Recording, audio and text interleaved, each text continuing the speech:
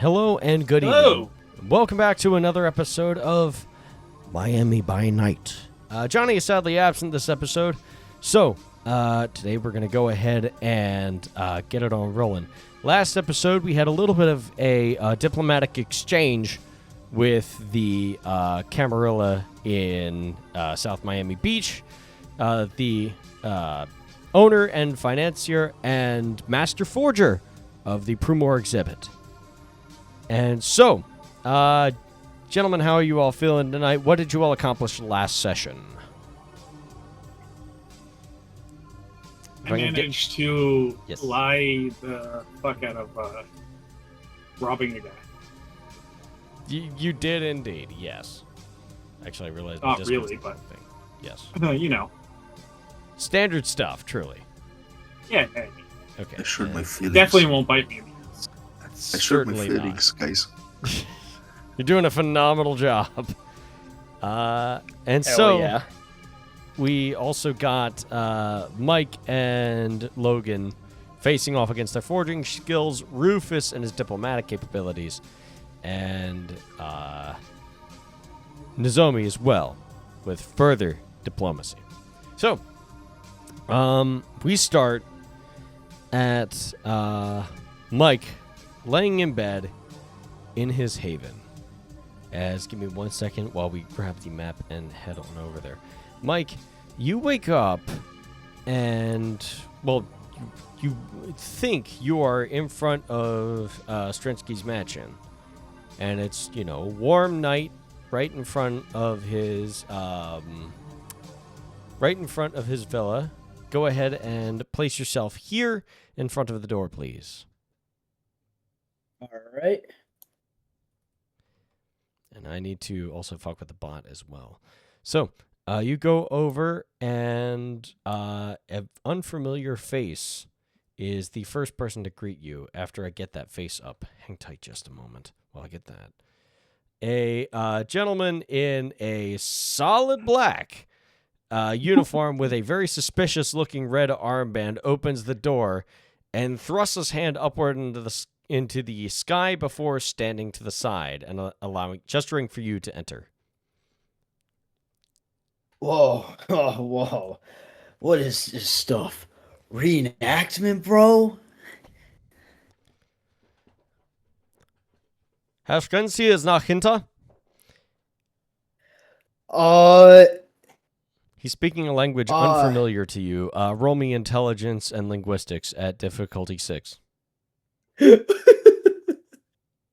You really think this boy got linguistics? Hold on. I'm going to assume that he doesn't. So, you hear the name of your sire, and you hear something. Given the fact that he gestured his arm towards the door where his office usually is, you hear Shrensky is in there. So you assume he is in his office. Yeah, Mike, smiles and sheepishly nods like, like even gives like a thumbs up, like, and then goes to the office. So, as you walk into the office, you open up the door, and Shrensky, as you open the door, is likewise in a similar outfit, wearing, instead of his usual dark blue fine Italian Giorgio Armani suit, is wearing just a solid black Hugo Boss suit with a very suspicious-looking red armband along his. I wonder what that could mean. As he stands up, clacks his heels together, raises his arm towards you. Oh, good evening, good evening, Michael. Good to see you again. And he tries to like copy the gesture, but like his sneakers awkwardly squeak to the wooden floor, as he tries to. To your dismay, you are indeed still in your usual Miami street clothes, feeling somehow very uncomfortable and very underdressed at the same time. Mm-hmm. And of course, he's not going to do that arm movement. Like, he's thinking like, oh, it's just reenactment, those, it's like theater kids, but even more demented.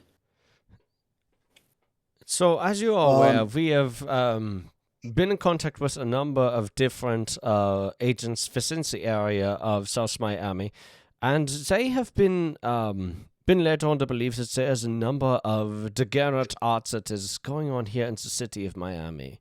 You, I assume, are an expert in this craft, yes? Yes, sir. I know a thing or two of it. I wouldn't consider myself professional, but I would believe I could be of use. Well, as my adjutant, I hope you would certainly have use. I mean, if you recommend that you are indeed of use, since that is why I recommended you for the position to begin with. So, I would like to introduce you to a friend of mine who you probably met at the store, as the same gentleman who led you into the house steps in and clasps a hand very ruggedly on your shoulder with a leather glove, very, very menacingly creaking against your, rather roguish, tattered jean jacket and flannel hoodie. This is Captain Sellers. He is the head of the SS for the southern region, and he's caught on to your tips that you have uncovered the recent degenerate arts that has popped up in this region. As he very gruffly turns you to face him, he extends a hand in your direction.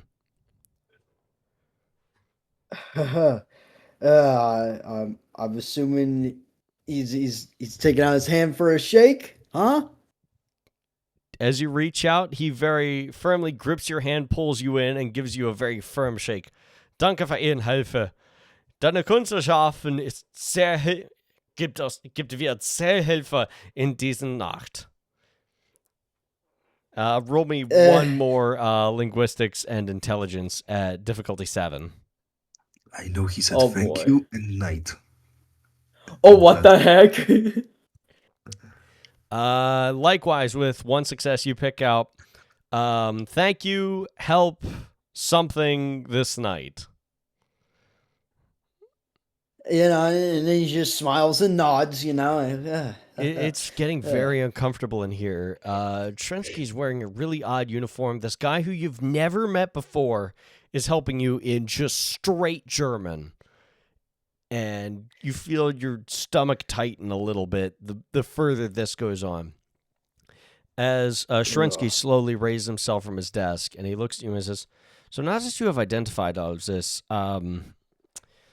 the captain has rounded up all of the degenerate artists in the region and has gathered all of their work for a public burning.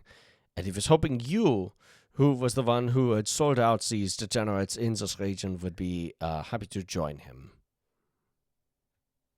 Oh, cool. I might as well do that.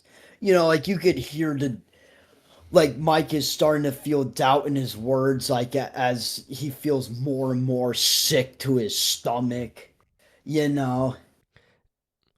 I'm sure it will be a fine evening, and, the captain is a very good friend of ours, so you should have no problems. Ja, es will keine Problem sein. As he turns around, clasps the other hand on your other shoulder, still shaking your other hand, and begins to slowly start guiding you out of the room. As suddenly the hallway stretches and Trensky is standing behind you, waving very, very slowly, as suddenly you find yourself, Mike, in the midst of a random parking lot where a raging inferno is occurring. And please place yourself next to the captain. All right. As you hear rhetoric being spouted, almost as if through the echo of the blown-out speaker of some ancient radio, as he's standing around and crowds of people have gathered around this random parking lot, as groups of artists with, colored dyed hair watch their works be tossed into flames before a bullet be placed into the back of their heads, as he is spouting this hateful, disgusting rhetoric. And there within the flames, you see an original rat fink being tossed into the fire. God. You know, like bro's gonna like visibly take a step back, like, what the hell? The captain looks at you a bit confused and clasps both of his hands around your ribs, or around your shoulders, pardon me. Ist da ein Problem, Herr? Diese eine große Nacht, diese ist. Du musst da sehr ohren sein. Do you speak English? First off, do you speak fucking English? Eigentlich eine Verstorbensprache hier. Diese ist eine Durcheinander. Für dich. Und deine Ehre. Dude, I don't speak German. Dude, it's just a joke, man. Like, be real for me, man. It's just a fucking joke, man. Das ist like, it's real fucking funny. Was ist kein Problem? Dude, what the fuck, man? Like, Oberfeldlehrer kommt hier. As yet another comes up. Ist ein Problem? Look, man. Diesen Obersturmbannführer für Hochzeiten. Ich denke, das Arbeit ist. Yeah, so you know, I'm assuming Mike is starting to get overstimulated. Like he's like holding on to his guts, you know, like hold on to his stomach, you know. He's like trying to like resist, like almost like resisting like frenzy, almost resisting to lose his temper. Like, go ahead and roll me a willpower roll. Yo, fuck me, bro. Like his fear. Willpower his difficulty despair. 7. Oh boy. All right. No pool mod. I know that much. Difficulty 7. Here we go. Holy shit. Nope. As they start gathering around you, you feel the anxiety ratchet and ratchet and ratchet as these two and then a third appear around you. Roll me a Dex and Brawl at difficulty 7. You son of a bitch. You're gonna fucking play. Alright, was it Dexterity and Brawl? Yes. And then roll a D3 to pick which one. Okay. Alright, give me a sec. Man, I don't know why my scroll keeps on jumping up and down. You might have scroll lock on. Bad. Alright. My goofy wait, what difficulty did you say? Difficulty 7. Oh my god. 2 successes, roll me a D3. This is 1 to the north, 2 to the west, 1 to the southeast. Or, goodness, 3 to the south. Alright. So, what side to die for the 3? You can just hit / roll and then 1d3 to roll a d3. And it'll just do it. Oh my god. I'm so retarded with technology, here, let me put it bro. Let me put it in studio notes so you'll see it. It's just roll 1d3. And I'll put like an asterisk in front of it so it just renders. So just copy / roll dice 1d3. Alright. Bro. Yeah. I don't know why it rolled. I don't know why it did that. It auto did that. So yeah, that's what it looks like. Alright. Oh shit. Get rid of the asterisk and the semicolon. Oh yeah, that's right. The semicolon. And the how about colonoscopy? Probably not that. No, probably wouldn't recommend that. No. Am I the only one who does /R? What the fuck? Oh my god, bro! I'm an idiot. No, I do /R as well. I don't have time to. Oh my write god, down bro! I how about I just roll? Yeah, roll a d6 and do evens or odds. All right. Let's do evens since I'm good at that. I'm bad at math, bro. Evens. It's this gentleman in front of you, and he's going to roll to try to dodge. And does not. As you punch him and he falls into the fire, and he immediately lights up in flames and starts screaming. You turn around, and there is Carter handing you a 1911. Doing needs to be done. You snap awake in your apartment. This night you did not stay at Nozomi's, and it is dead silent in the middle of the evening. Had you still be able to produce sweat, you certainly would have been sweating by now, but sadly that is not the case. I'm assuming he almost screams when he wakes up. Yes. Again, you are drawing breath, but cannot stand to draw breath. So. Oh. What the f... Oh shit. Oh shit. Oh shit. Oh shit. Shit. Shit. You know, like he's freaking getting up, scrambling and shit. I'm thinking he goes over to his shitty nightstand and he pulls out a copy of the King James Bible and just puts it to his forehead, holds on to the cross on his chest, and he's just like, please, Lord Jesus. Look, I know I've been a bad boy. I know I've sinned. I know I've been bad. Please, come on. I don't give a fuck. I'm a vampire. Please. God damn it. Do me a favor, roll me a willpower difficulty 6. All right. Yeah, he's freaking the fuck out, dude. All right. As you know that your soul has long departed you, but holding that bound of leather and paper in your hands, you do feel a little bit better. You start to remind yourself that it was indeed only a dream. But what people have told you about Trensky and what Trensky himself has told you still lingers in the back of your mind as something that you really should bring up to him. But then the responsibility that you have. Why did Carter show up at the very end to offer you? Was that a way out? Or was he just damning you further? Something you can't really discern at this point in time.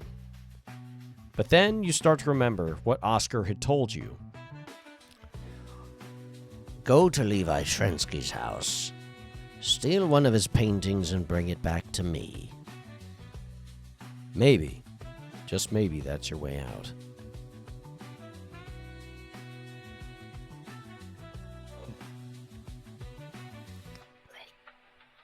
Anything further from you, Mike? I know it needs to be done.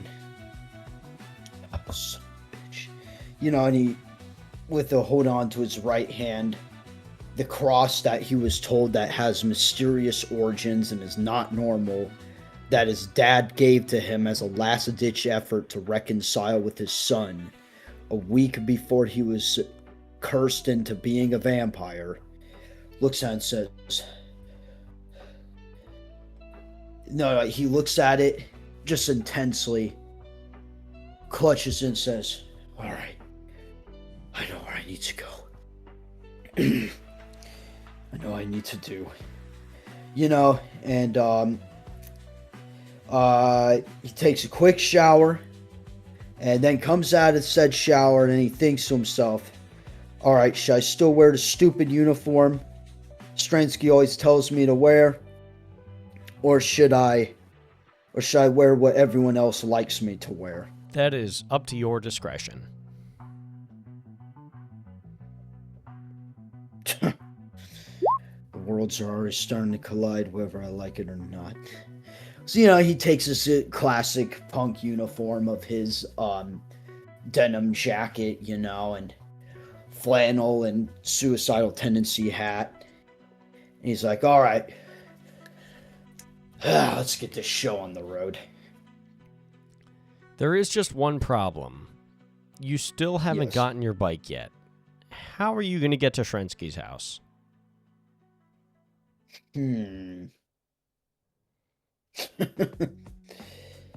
Well, two possibilities I could think of on top of my head. Mm-hmm. Maybe he could get an acquaintance to drive him near around the general area of the bougie side of town, or he could take a public bus. All right. So, the public bus will definitely be a lot slower and probably drop you off a lot further. The contact will probably get you, or probably take you a little bit of time to get in touch with him, but he'll probably get you closer to where you need to be. Oh, fuck it. Might as well talk to acquaintances. I don't give a fuck that I'm a vampire. I look human enough already. You know, and he looks at himself in the mirror, almost in disgust. And let me pull this out for you. Mm-hmm. He pulls an old Polaroid photo, a high school, first year college photo of himself when he was human, and how starkly different he looked to he is now. It looks as if something grotesque, something that you would draw now, a reflection of who you once were, festooned in just horrendous acne scars, braces, and the greasiest of hair possible with no matter how many showers were taken. It was almost as if the Camarilla had reversed Cleopatra to you when you were first sired. And despite their gifts, here you are standing against them. Is this you trying to relive a little bit of that humanity that you have left? Or is it a rebellion against the Camarilla itself in totality? That we're unsure at this time. So, what will it be? Public transit or call somebody that you know? Call somebody that I know. So, as you're looking through your Rolodex on your nightstand, you come across the name of somebody that you met at Ty's Cafe who happens to work there, a one Bruno Cortez. You don't know very much about him. What you do know is that he is one of the guys that frequents Ty's Cafe. You aren't entirely sure what he does there. You're fairly certain that he's a bouncer. All right. Well, if that's the case, then, you know. Oh, God, what are those phones that have the cylinder into it? You know, rotary dial phone? Yeah, rotary dial phone. Imagine it's like one of those Garfield rotary dial phones. Oh, hell yeah. That's how to do it. Yeah. He has like a Garfield one, so, you know. You know, puts the phone to his ear. All right. The phone rings and starts ringing. And eventually you hear a very weary, Yo, how you doing, man? It's been a minute, dog. Who the fuck is this? Yo, it's me, Mike, dumbass. Mike Del Toro. The fuck you doing, man? Oh, shit. You're still alive? Fuck. I ain't seen you in the club in a minute, bro. You know, I've been busy, you know, fucking hoes, you know, drawing, all that good shit. Yeah, that's true. You was fucking crazy like that fucking new age Salvador Dali bullshit. What you need, bro? Hey, yo. So, trust me, man. I'll pay you back your gas money. But, like, hear me out, dog. I got a girl. And she's really, really cute, right? Like this ain't a one-night stand shit. Like I'm actually like dedicating myself, right? Mm-hmm. So she got some money, and she's a bit in the yuppie side of town. So it's kind of wondering. I'm not saying like go like right next to her house, all right? I'm just saying like, is it possible you could take me to that general area? You know what I mean? So just like in the neighborhood, and you would like pretend like you walked the rest of the way, some shit like that. Yeah, exactly, you know.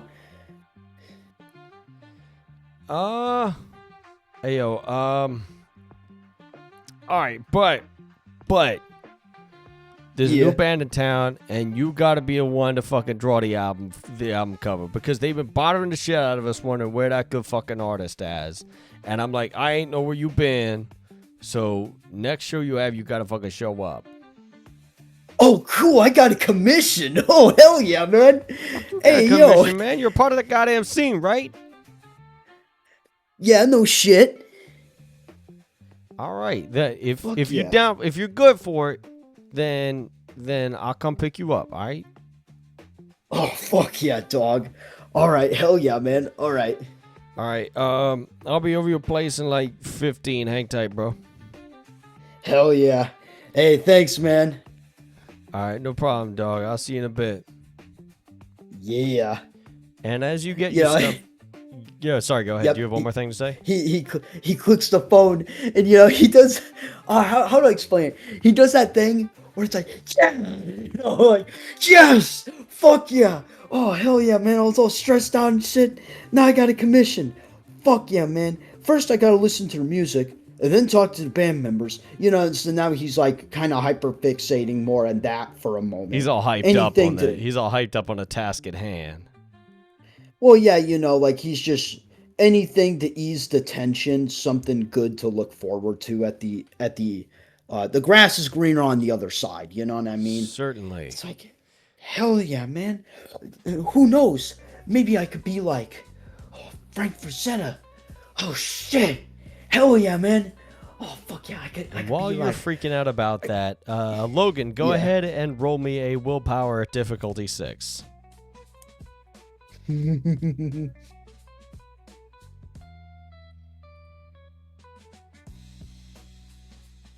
Ryan, are you alive? Yes, sir. Excellent. Willpower difficulty 6 to wake yourself, since you are a heavy sleeper. Difficulty 6. Sorry about that. No, it's all good. Boom. Pow. Pow. 4 successes. Almost as soon as your eyes snap open, you hear the words of Shrensky of Oscar from the previous evening. I can tell which one of you is the artist and which is the forger. Maybe if you work together. And as soon as you hear together, your eyes snap awake like they have never had before since your unlife began. But if envy starts to grip your chest a little bit, you're going to let this street punk outdo you at what you do best, second best, probably best. Oh, no.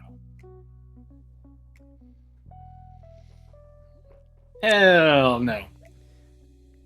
And as you stir... Go out to the garage and start planning. Yes. So, go ahead. No, go ahead. So, you stir awake and almost immediately you hear... as your crow is sitting there preening himself and waiting for your orders. Good morning. Good night. Yeah, it's pedantic. Wah. We are playing. As he brushes his beak with his feathered wing and then flaps up onto your arm. Wah. You're not going to let some silly eagles get the better of you this time, right? No. I don't need a team. All I need is you, buddy. He's going to gently pat the top of the head. As you walk out once again, and your Audi is sitting out in your garage, perfectly concealed, because it might have maybe not, kind of, sort of, not really belonged to somebody else, but don't worry about it because you live down here, so don't worry about it. It's fine. And so, you get in your car, and the thought occurs to you. Did you write down the address that you were given by Allison and Jace the other night of where Mr. Levi Shrensky was? I don't need to write it down because I've got an eidetic memory. You do indeed. Which means this is going to be a very easy check for you. Go ahead and roll me intelligence and streetwise at difficulty 4.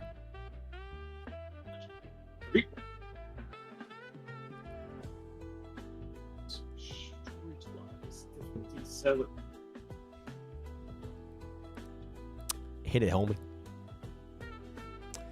Shoot. You do remember that neighborhood. It is a gated community, although, and you're kind of a little fuzzy on the number, but you're fairly certain that you'll probably know it once you see it.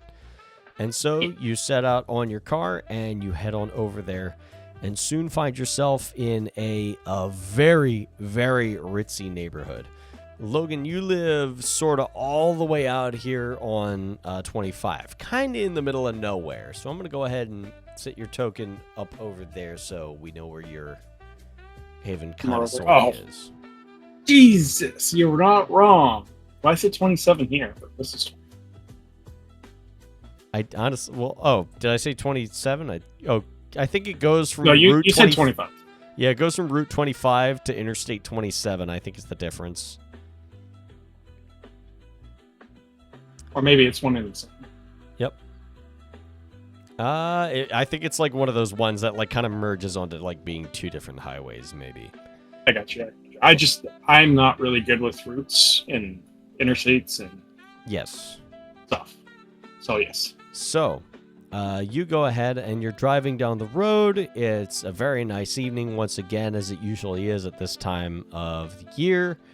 You've got the top down, your bird's sitting in the back seat, enjoying or not in the back seat, but he's like sitting on the passenger, the cushion of the passenger seat, just like sitting there enjoying. There's always a pile of corn. Yes, and he's sitting there pecking away at it. He's having himself a good time. I keep corn in the glove blocks. The glove box. Yeah, glove glocks. The glove glocks. That's the glove where you keep the glocks at.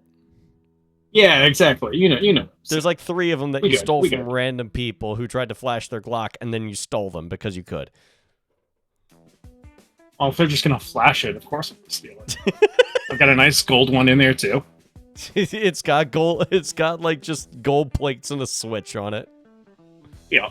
It's from Carroll City. That's the one that you stole from Luger. There we go. It's the one you found and duct taped to the other side of the table. So, after a short drive, you find yourself near the Hylia Gardens. And as you drive around a little bit, that idyllic memory comes back as eventually you find yourself just outside of this incredibly lavish mansion. And you're not in the scene either. It's a very bright and well-lit neighborhood, which does not necessarily bode well for you. But I assume you're going to park just outside of the gated community itself, correct? Yeah. So you park outside of the yes, go ahead. I'm gonna park outside the gated community. I'm gonna hold out my arm so the crow pops up to it. Sorry, I've got the burps for no fucking reason. Yeah, the what? Oh, the hiccups? The burps. Oh yeah, it's all good. I'm gonna have the bird hop up on my arm and be like, take a look around. Any going to easy flap his vantage points? Yep. You know the drill. Yep. He is going to go up, and he is going to fly around. Do me a favor and roll me a how do I want to do this? Manipulation and animal handling at difficulty 6. This is your trained raven. Animal kin. Actually, is it a raven or a crow? All right, so what? Oh, hey, you're alive. There you are. Welcome. Holy shit, there you are. So what have we been doing? So Mike had a dream, and Logan is doing some reconnaissance. All right, so nothing that you need me for has happened yet. Not yet, but we'll get to that momentarily. Okay. All right, so I'm here. Okay. Yes. All right. Welcome. Yes, Ryan, please do me a favor. Next time I don't respond to you on Discord, call my cell phone. Yeah, sorry about that. It was 8 o'clock, and I needed to get the ball rolling. Used to call me on my cell phone. Anyhow, manipulation, animal handling at difficulty 6. This is your trained crow. It's a little bit rough. Silhouetted against the very bright lights of this neighborhood, it's a slight bit ostentatious. But he does get a good fly around of this rather lavish mansion that you have. You're fairly certain by the look of it and the ostentatiousness of it that this is indeed the place to be.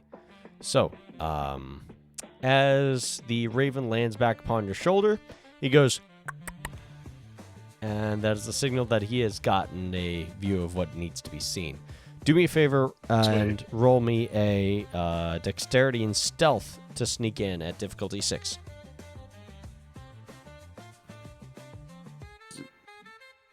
Familiar solid ass. What is that? So almost as soon as you walk up to the gate, an overweight night guard waddles over. Use willpower for that one. Oh yeah, go ahead, burn willpower, please. Okay, 1 success. All right, I will roll just like a random 2d8 for this overweight night guard, and he is very enraptured in the radio that he's listening to some like murder mystery over the radio. As you are able to just very simply duck under the guardrail and just waltz right in as if you're on an evening stroll. Your lavish appearance makes that ever so slightly easy. And so, as you're walking down the street, it's really warm at night, and you're slowly walking your way up. Meanwhile, on the opposite side of the community, you're in the car with Bruno right now. And Bruno's like, Yes. Bruno's telling you about this recent sale he's made. So this guy comes to me, right? And he said, like, I'll take the boombox for $40. I'm like, nah, bro. This is El Primo Japanese shit. You got to pay $60 for it. You realize how expensive it is to get the shit over here? And he's like, I don't give a fuck how expensive it is. You're going to sell me this shit. And I was telling him, he's basically just rambling to you. He's venting about his job, quote unquote job. Mm-hmm. No, that makes sense, dude. Like, that, you know, you want a premium, right? Because it's imported shit from, Japan. You know, he does an inside joke where he copies Nozomi's voice. If from Japan, you know, Mitsubishi, their cartoons or whatever, supposedly, I don't know, their cartoons are supposedly a lot different than ours. Like, supposedly theirs are more, like, adult-themed or something, but whatever. They got, like, porn cartoons over there? Hell, we got porn cartoons over here, dude. You ever see, like, all those fucking, like, you know, Chuck Jones and Tex Avery cartoons where they, you know, they got the girls with the tits out and everything? The different fuck yeah. But, like, the ones that they have, it's, like, full-on, like, tits and pussy out, like, full on. It's like weird shit, like squids, like fuck the chick. It's really nasty, dude. You realize he isn't listening to you by the time the squids come up, as he's looking at the bright lights of this very opulent neighborhood, and he stops at the gate because he knows that security guard isn't gonna let you in. And he looks at you and goes, "Ain't no way this chick lives here, bro." Oh yes, she does, man. You know, in search for the almighty dollar. For me, I'm in search for the almighty pussy.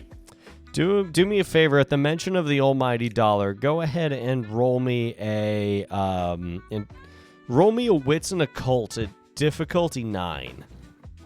To see if a guru raises wits his eyebrow. and a oh shit. Okay, I got 1 dot in occult. Somebody happened to No. I'm rolling willpower. On that one. Okay. Oh, sorry. I got cocky for a second. Oh, were you? I was like, I'm edging. Yeah. I'm gonna roll willpower on that one. All right. Ooh. At the mention of the almighty dollar, you see a twinkle in Bruno's eyes that you otherwise wouldn't have seen, and he narrows his gaze at you, and you see his eyes for the briefest of moment ricochet from you down to your necklace and then back up at you, but then his eyes continue to betray him as he keeps looking down at that cross necklace that you got from your father. And the words of Nozomi from the previous evening and the words from, I believe it was, I don't remember if it was Ryan or Rufus from the previous evening. I was driving home. Yes. And the mention of the of the Garrow artifact comes into mind again, as you mentioned the almighty dollar. And the car goes awkwardly silent for a moment as Bruno straightens himself quickly and goes, "I don't think I was going to let you in, bro, but good fucking luck, dude." Oh, hell yeah, man. You know, hey, I'll catch you on the flip side, and don't worry, dude. I'm super excited about making that artwork for this band. I want to talk to the members first and listen to their music, just so I could have, some authenticity, some direction, instead of No problem. just random. Yeah. Yeah. Name of the band is Death Penalty. They're playing on Friday at Ties. All right, I'll see you there, bro. Oh, hell yeah. Thank you, man. All right. Hey, have a good one. Have a good night, dude. Stay safe. All right. Call me if you need me to pick you up. I'm probably going to be up all night now. Thanks, your ass. Oh, understood. Hey, thanks, man. As he's Drink going some coffee, dog. Drink as a he's cup of gonna Joe. pull away, and there's the night guard standing there. What the fuck is this scruffy-looking punk doing in this nice neighborhood? Does he need to call the cops? Like Mike is like pretending he doesn't see the security guy. He's gonna search like, oh. Do me a favor and roll me a charisma and performance at difficulty 7. You look very out of place. All right, hold on. All right, charisma. 2. All right, where's the letter P? Haha, P, because it's funny. Yes. P. Quick! Man, Spill eye cup. Oh, and God. that's just Yeah, up to my my- P with it. I do not see performance, dog. What the fuck? Got my penis with it. Wait, is performance? No, performance is there. It's in the It's middle. it's in your skills. It should be under melee. Oh no, I get Before that, but I'm security. like looking through dice pool Oh. for performance. Well, honestly, oh yeah, I found it. Never All right, mind. kick it. Let's see it. Wait. It was charisma and expression, right? Charisma Fuck, and not performance. expression. See if you can it's God like, damn oh it. yeah, I totally live here. Yep. All right, charisma and performance. Submit. Let's see it. You said difficulty 7. 7. You look out of place. All right. But you could be some spoiled rich kid's punk relative. And do you? That security guard hoists up his pants and slowly waddles out to you. Hang on now, this is private property, kid. What are you doing here? Hey man, how you doing? Well, hey, I'm here to see someone on official business. Like he's still stretching, and all that. Like, you might have seen me around. Maybe not. I'm not sure. Oh yeah, who are you here to see? Oh. Hey, you know a funny tall German guy with black hair? I don't know if I do or not. What's his name?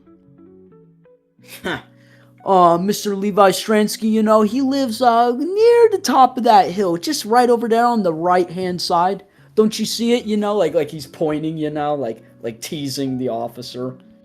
He looks over at the rotunda that encompasses this very nice cul-de-sac of very, very luxurious housing, and he goes, "It's pretty late. I don't think he'll let you in at this late at night." True. That is a possibility, but I can guarantee to you, he is a bit of a, let's just say a bit of a night owl, just like me. I'll see if I'll let you in. Hang on. As he turns and starts waddling back over to his security post, as he's going Hey, to. thank you, man. He's still looking at you weird because, like, you're very out of place for this neighborhood, and begins to pick up his phone and start dialing for Shrensky. Meanwhile, Oh yeah, tell me that my name is Mike. He'll know exactly. Mike. Okay, no problem. Michelangelo, actually. Okay. Meanwhile, while those two are going down, back over at in Miami proper, Rufus, Carter invited you out to go eat somewhere. How do you prefer to hunt?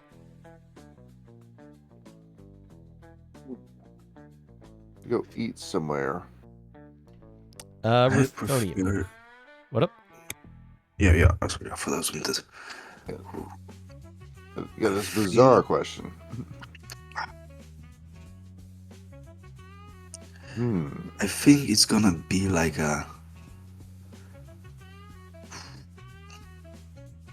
some criminals, some crooks. Well, shit, if that's the case, we can just go up north towards Carroll City, and then, hell, we could probably eat somebody lurking around David's house. Not Batman. Not exactly, but yeah, sure, why not? Hey, if you want criminals, you hang around Carroll City. That's why Luger's up there. Oh yeah. See? I wonder what's accepted. All right. And after a short trek up there, you find yourself up near Carroll City. I'm going to go ahead and remove you guys here. As instead of, well, actually, let me see. It's a little bit far away, so.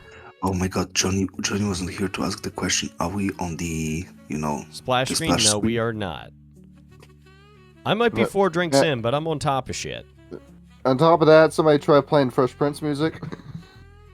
Well, I mean, I had to let something play in the background because I realized I'm like, okay, I've got like nothing going on because I was locked into the game. Anyhow, I need to confess, I'm lightweight as hell. 2 beers in, I'm already buzzed. I mean, it's better than being what I'm at because like I got home and my roommate just handed me drinks and I'm like, okay, cool, this is what we're doing. Now, see, you could like play not too jazzy, but you didn't think Girls Ain't Nothing But Trouble was gonna play. I didn't think of that. No, it was not on my mind at all. Well, thankfully, it looks like your fastball was fast enough on that to stop that. So-called free thinkers when 2010's white girl music starts playing. California girls are unforgettable. Quite literally, I have 2 different workout playlists. One is just all metal and hardcore. The other one is a mix between White girl music, divorced dad rock, and white chick bangers. It's the Hell Yeah core playlist. I'll send it later. Anyhow. In order to not get his really nice 79 Stingray mugged in Luger's neighborhood, Carter asks if you could drive, Logan. Ooh, I mean, I can. Well, that's great. I can if you need me to. Or, I don't think I'm there though. Wait, did I say Logan or did I say Rufus? You said Logan. Oh, goodness gracious. Yeah, Rufus, if you could drive. Absolutely. What would Logan do in this situation? He wouldn't do shit because he's busy trying to mug somebody. Well, not mug, but You've heard it here, burglarize folks. somebody. I would change the maps or no? That's the question. What would Logan do? Oh yeah, shit! I didn't drag the thing over. That's my bad. Let me get that over to. That's where we need to be. And so, as you're driving along the road, Carter's giving you directions, and I don't know if you'll have to forgive me. I don't remember if we discussed this last session. Did you get the chance to pitch this to pitch your idea of the Anarch Free State to Carter? I said only about, what about this? I only said the name and nothing more. And it was after Setite Sabbath Encounter, which was, yeah, we had many other things in our head. Yeah. So, about this free state that you're talking about.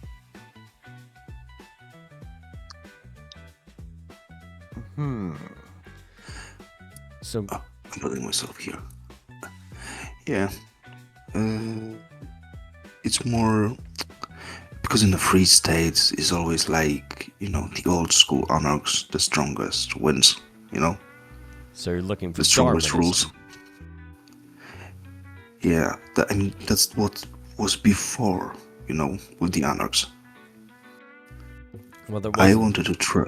Go ahead, sorry. But I want to try something new. A democracy. So you're trying to get a bunch of people hopped up on VtM who all think that they've got different and stronger abilities than one another to try and cooperate and vote on things. It's very hard, but yeah. Well, I don't know. I've been around a long time, and I've seen the corruption of the Camarilla. I've seen how the same people sit in the same place for a really long time, and that pissed me off, But the main question I have for you is, how is it that you prevent somebody who is so much stronger than, say, you or me, than just running every election and intimidating everybody else into doing what they say, just like the Camarilla? How do you prevent that? I mean, you can just not vote for him. And that's it. Of course you can scare you to do it, but at the same time, it's like, you don't have to. You can outnumber him. And if you outnumber him, then what? He's gonna kill you? It's gonna be, what, on the Camarilla's radar? Well, just leaving the Camarilla aside for right now, I want to hear your hypothetical about if you managed to make a place where the Camarilla wasn't, say like somewhere in the Midwest where they wouldn't give a fuck about, where you had like a very small population. And granted, it is easier to do these kinds of things in a small population center. But how do you get somebody like, say if, I'm a bit older than you. So, if somebody were to say that I should be in charge, and if, say, I were to get some high-minded ambition, you think I would just concede power just because a bunch of other vampires who I could easily just destroy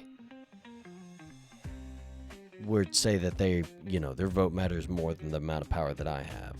Because that's the main thing I've noticed that a lot of anarchs get caught up on. They always have these great ideas, but then they realize that there's a lot of power that comes with age. And that's the problem I've been trying to solve for a really, really long time. Yeah, with this, for me, it was like outnumber the age, We can simply take the rest, at least in hypothetical, in this scenario. You alone against me, Logan, and Nozomi, but it's very wildly think. Nozomi has goals. They can stake you during that day, and that's it. That is true. It's a barbaric way to go, but if somebody is disturbing the peace, that is a way to go about it. But I feel like that would have to have some hefty responsibility to it. And yeah, when you stake, you're paralyzed, and you during the night we can talk things out, and if nothing happens, sorry buddy, you're gonna stay staked, So, but that poses another problem. In order for people to be able to do that in the day, you would have to have ghouls to do so. Oh yeah. But the thing is that, like, say somebody's got like a whole army of ghouls, they go through and they could stake whoever they want if they felt like it. How the hell are we supposed to enforce that? Yeah, we'll know where the ghouls live, sure, but then again, if they just say, fuck it, this guy's been fucking with me, they ghoul somebody, they go in, they kill the motherfucker, and then they kill that one ghoul, and so who else is left? They get their other guy. There's a lot of different angles that they can use in order to corrupt a system like this. Yeah, that's what I'm saying. I'm pitching the idea so that everybody around me can try to redesign this. This is something we got to think about if we want to make this work. Because I do like your ambition, and I said that earlier this evening. Is that you've got a head on your shoulders that I want to hear more about. There's not one single founding father, No, there's not. I think we need to get the others involved in this. I want to hear the rest of their ideas. Get us to pull together, see if we can figure out something. That reminds me, have you met any of the other anarchs over in Tampa, Orlando, anything like that? Do me a favor, roll me a Intelligence and politics, difficulty 8. You were in a bit of a rush getting out of Louisiana. Yeah, I mean, at the same time, I was going to Louisiana as a nomad, but it's like, passing by, saying hi, and that's it. Oh, fuck. You were passing by far too quickly to care about any Canaanite you met or know any of their names. Just simply passing by, maybe quick hi, but it's like so fast I can't remember the names. Maybe when I saw the face, I can say, oh, it's that guy or that gal, but no. So, to my knowledge, there's 2 that we need to talk to. One from Tampa, Mitch Harp. He's a good guy. And then there's another one over in Orlando, Lucien Francois. He's some French dude, some French Creole guy. He's a bit of a nut job, but he can get things done when push comes to shove. When we manage to get ourselves a nice foothold here, we'll have to bring them over, have ourselves a sit down, see if we can figure out something to get this together.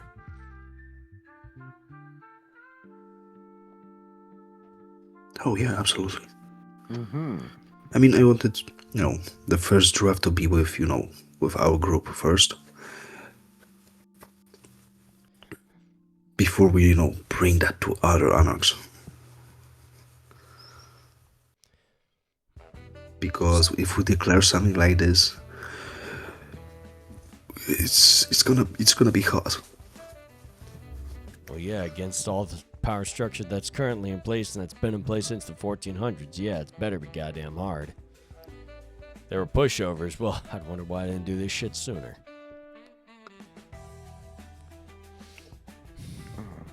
And while you're discussing this, do me a favor and roll me a Wits and Alertness, difficulty 7. Actually, difficulty 6. You're in a rough part of town, and he brought you here for a reason.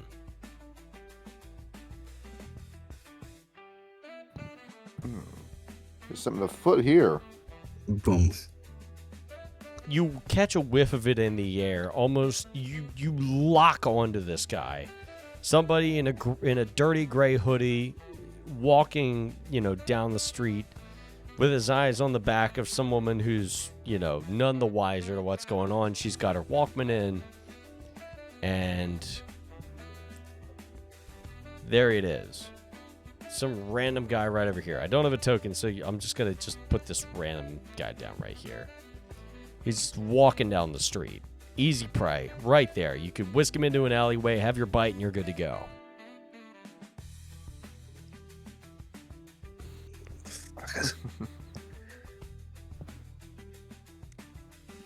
Wait for me here. Do what you gotta do. I'm stepping out of the car. Just going for the sidewalk. All right, roll me a Dex and Stealth, difficulty 6. He's gonna kill Default Dan? He is indeed. This man doesn't even have a face, and you're just gonna take the last thing he has. Dignity. I'm gonna take his dignity. And his blood. That's more important. It's a success. One success. He's going to roll a real quick Wits and Alertness. As any willpower to burn on your end. No. As hearing somebody tapping down the street, he stops, realizes he's being followed, looks at the girl he was tailing. Okay. No, go on. And then sort of glares at you a little bit, and then slowly lifts up his shirt to reveal that there is a gun in his waistband.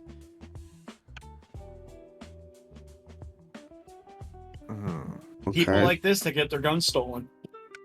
I'm just like... As he's going to, just glare at you and then Yoink. continue to follow the woman down the street at a much more hurried pace. Oh. You know what? Fuck. Yeah, I'm going after him. All right, you're going to go after him. Do me a favor. Roll me a Dex and Athletics to catch up to him before he can try and drag this woman into the alleyway. Difficulty 6. Damn. Ooh. rough night for you as he immediately grabs a woman and puts a gun to the back, puts a gun into her back and goes, "Hey, bitch, into the alleyway, now, now," as he is ordering her around viciously. As he looks back and glares over at you like, "Don't fuck with me right now."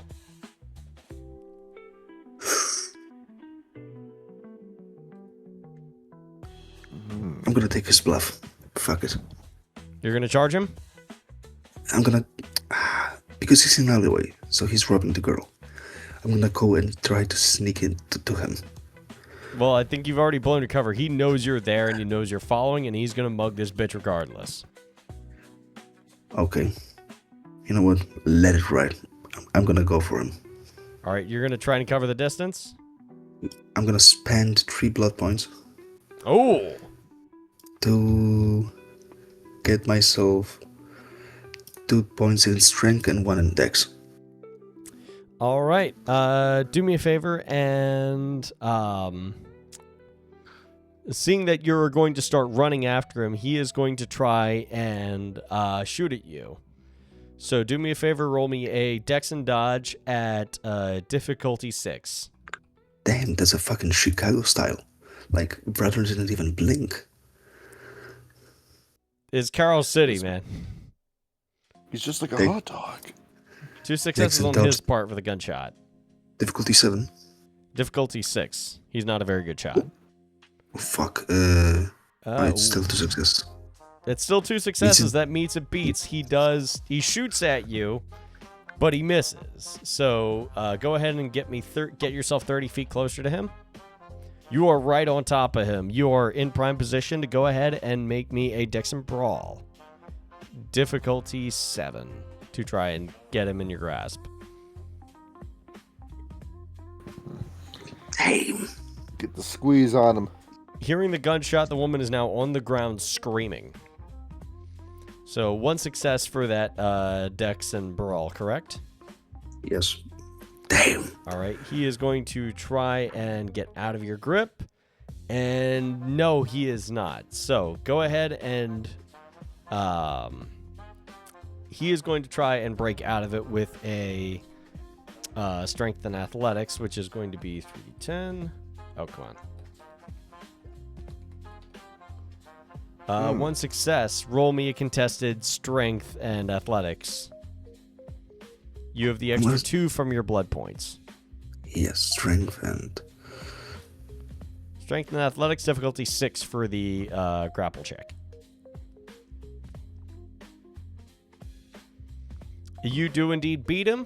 Go ahead and you are free to roll me a Dex and Brawl, difficulty 6 to sink your fangs in.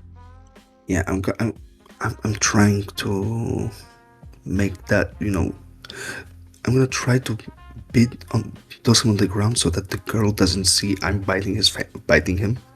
Okay, so you're gonna just try and like wrestle him down? Yeah. All right. If that's the case, then roll me another strength and athletics at difficulty 7 to get him onto the ground. Oh. 3 successes, very good. He's going to try to resist and fails miserably. You have him on the ground.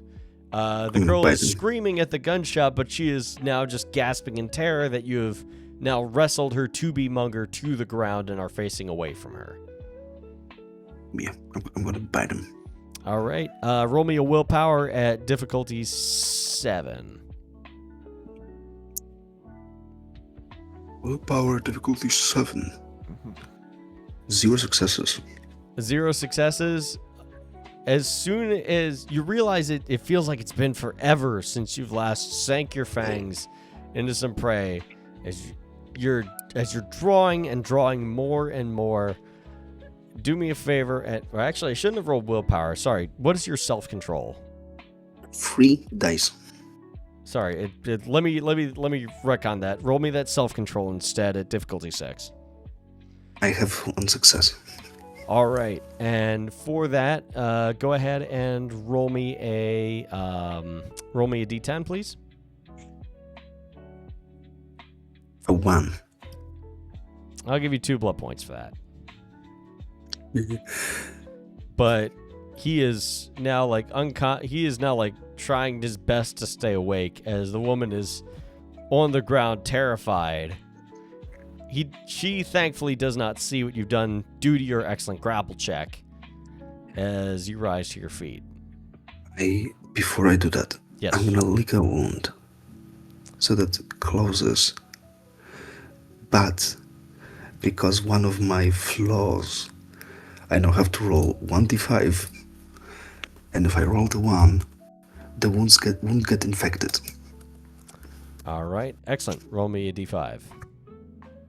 Oh my god, this guy is cooked. The one that, you don't know it, but, you feel a tinge of sourness after you look over the wounds.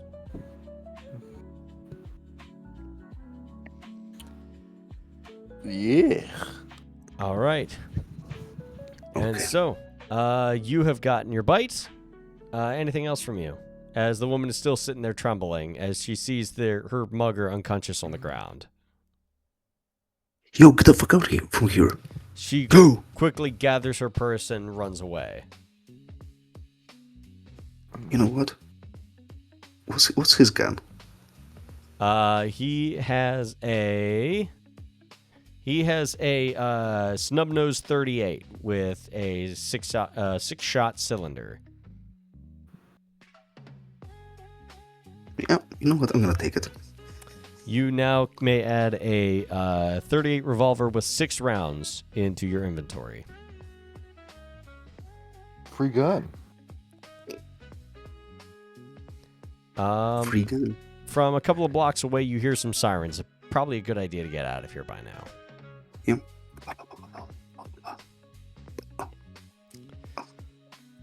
Shit. Could you made that any louder? I wasn't one shooting, okay? As you floor it out of there. Meanwhile, over at Nozomi's, you had a couple of phone calls to make the previous evening, but the majority of what you need to do needs to get done when you're talking to Carter. However, you are still at your apartment getting ready to face the evening, and I'm leaving all that there. Let me get rid of Carter. Let me get rid of these guys. So, it's starting to be just a very ordinary evening at your place. And so far, things are going just, pretty standard. I mean, Casey's having a late dip in the pool, and Rita is actually, where would she be nowadays? I'm trying to think about What is she doing? Probably just reading a book in the living room. So far, just very, very, relaxing start to the evening. Go ahead. Don't mind if I do. Let's go over. Let's see, not here. I love that so far is what I've been doing ever since every time I try painting directly to the left, it wants me to just back out of the window I'm in entirely, so now I'm having to switch to the hand tool in Roll20. That sucks. Yeah. And I don't know if it's a Roll23 thing or a fucking browser updated. Roll20 hates this way. left. It really hates Max, yes. Let me just go ahead into this office. Let me sit down. What needs to be done today? All right. So, as far as administrative work that needs to be done, let's see. Going through your ledgers, there's, the dockyard rent that needs to be paid, coming up to the sum around about $1,300, something of that sort. Well, that's just a paycheck. Pretty simple. A tithe to be paid to the Church of Set, totaling around about $25,000. Intelligence and finance roll. Now, fuck it, you got any willpower, or fuck it, you got the money for that? I'm taking a look at this. Just whatever difficulty you want that check to be. You start to think about it, and it was like, well, that was around about the rent that it was the previous month, but then again, there was also the recouping of... Actually, no, that's a lot more than it was the previous month. That was probably due to the fact that the Setites raided the place. So yeah, the extra tithe to the Museum of Sex, that's to be encountered. That's fine. I can't afford that. Let's go ahead and just keep going. You're looking through, and it occurs to you. The main thing that you need to do is set up that Trojan horse that you were talking about in regards to Shrensky. You need to find a way to set up a meeting with him. You have his address. You have his phone number. Would it be a good idea to call him tonight? Think about this. I wouldn't want to go alone on this because I'm thinking having Logan or Mike would be good for this. But Chase didn't answer this evening when I called him. So he's out and about doing something. So it looks like it's up to me. Pull this off. I'm just going to have to think. I'm talking to, some guy from X, From the information that Allison Prumore had given you, that he was embraced sometime in the 1910s, 1920s. He did not go along with Nazism. German aristocrat, not necessarily a Nazi, but was a associate of Joseph Goebbels in order to smuggle some of the finer, quote-unquote, degenerate artwork out of Nazi Germany and to sell it into the accounts of rich Swiss aristocrats who still had that kind of art legalized at the time. So, very artsy gentleman. Bit of aristocracy, bit of snootiness about him. Being a gentleman from the Meiji Restoration shouldn't be too hard to get on the same base with him. Lean back in the seat, thinking about this. I'm probably going about this alone, regardless. Alright. In that case, let me just go ahead and get up. She isn't answering, and I can just roughly assume that... Let's see. If I call Logan, he's not going to answer the phone. Well, as you know, Ravnos are somewhat unreliable, aren't they? Right. And then last time I saw Mike, so no, he's not going to end up picking up either. So it does come down to me on this. Seems it does this evening, which feels a little bit odd because usually you're not the get-it-done kind of guy. Usually it's your job to make sure that everybody else, the Anarchs, gets their job done. But, well, your time to shine, buddy. Go ahead, pick up the phone. I'm going to go ahead and I'm going to call Stransky. The phone rings. Continues to ring. Rings a third time. And then a fourth. You're starting to get worried that he might pick up his answering machine. Stransky Residence, this is Levi Stransky. How may I help you? Good evening. This is Nozomi Nishiyama. Good evening, Herr Nishiyama. What can I do for you this fine evening? I'm calling you directly from our estate, looking to ask you a question before I lay my business down. You are an artist, correct? One is the finest. I was associated with a number of high historical art societies, as well as the University of Austria, and arts, and so quite a few different the financier of quite a few different artistic museums around the southern United States. So what sort of business were you interested in, Herr Nishiyama? I was seeking to make a purchase from you. I see. So, as you know, art is quite a high commodity, especially amongst the high society of Miami. Was there any sort of particular piece, any particular time artist that you were looking for, anything of that sort? Well, the thing is, you were recommended to me by another friend. So I was wanting to see just what pieces you have, see what collections you have, possibly any sort of prints, any I'll know it when I see it, when it comes to the pieces I'm looking for. Manified taste. Herr Nishiyama, pardon me for asking, but where are you calling from? I if you wish to know where I am in Miami. Oh, you are local. Interesting. Man from Japan all the way over. You'll have to pardon me. That's me being from Germany originally. That's a bit of a leap, yes. But it's surprising to hear that you have a estate all the way over here in Miami. What brings you all the way from the far east to the east coast of the United States? What happened is I decided I wanted to play for the winning team. Sehr interessant, Herr Nozomi.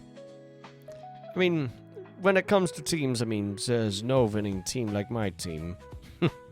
So, you'll know the piece when you see it. You seem to be a man of great stature.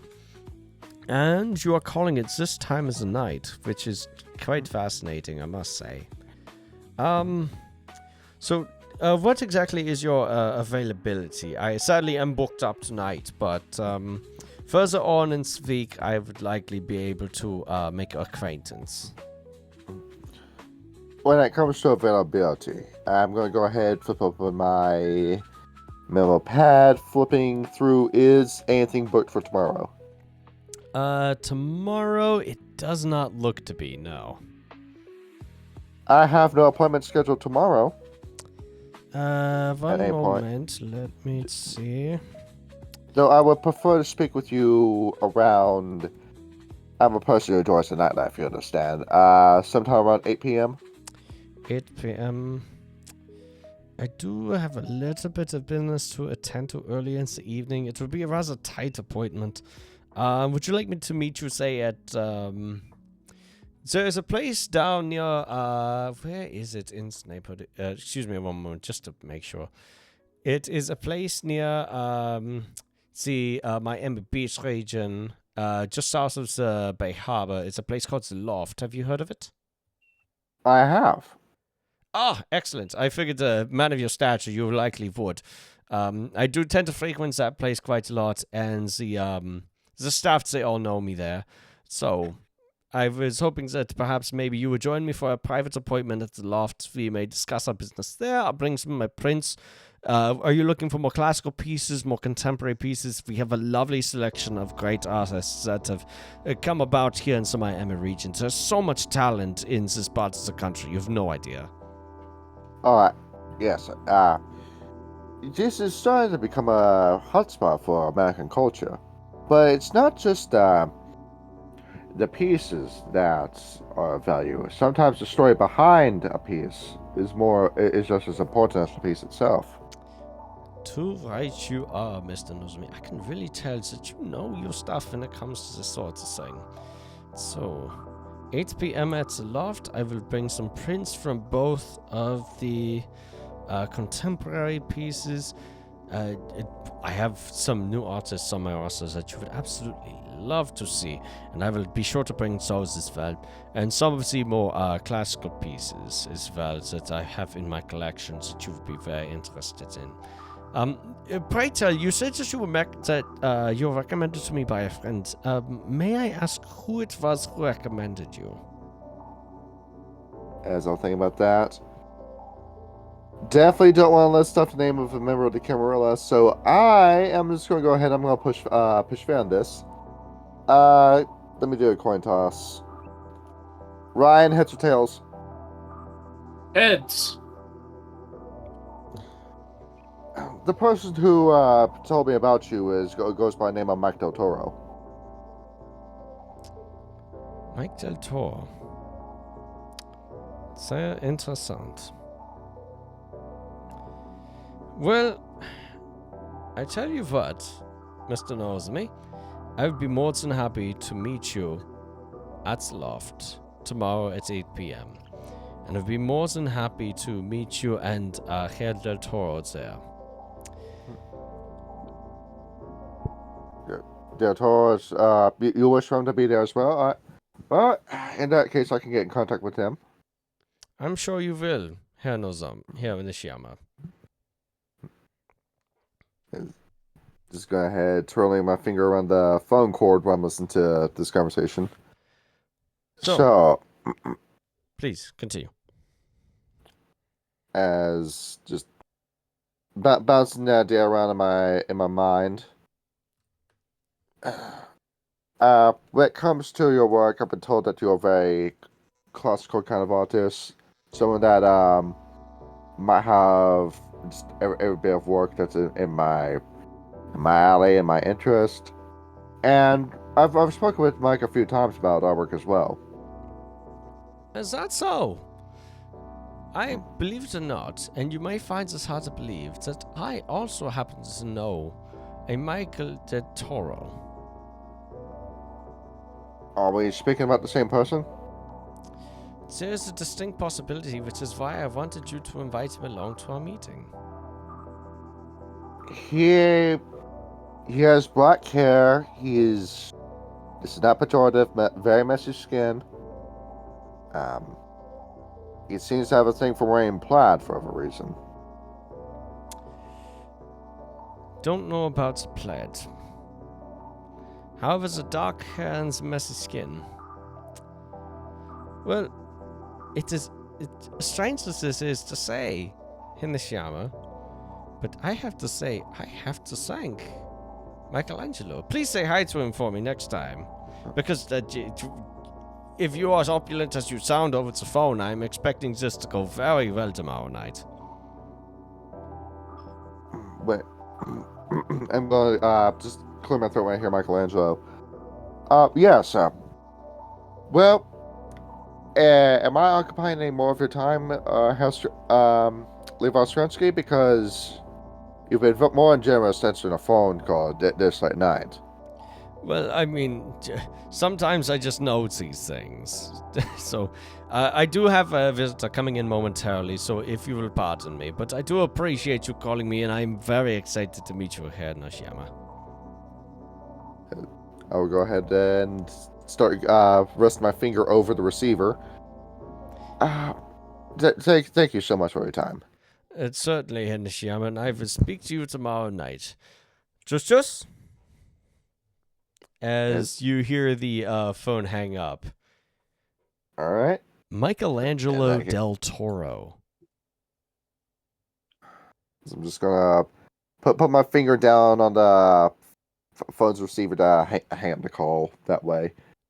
And Tell me, what is it you're feeling now, knowing that Trensky knows who Mike is, but why? I'll just go ahead, put that down, take a few steps back. I just threw his name out there. I don't. As I'll just go ahead, pace for a second. Rita, I have a letter to write. I'll be right back. Is everything okay? Yeah, everything's fine. Nothing we can't handle.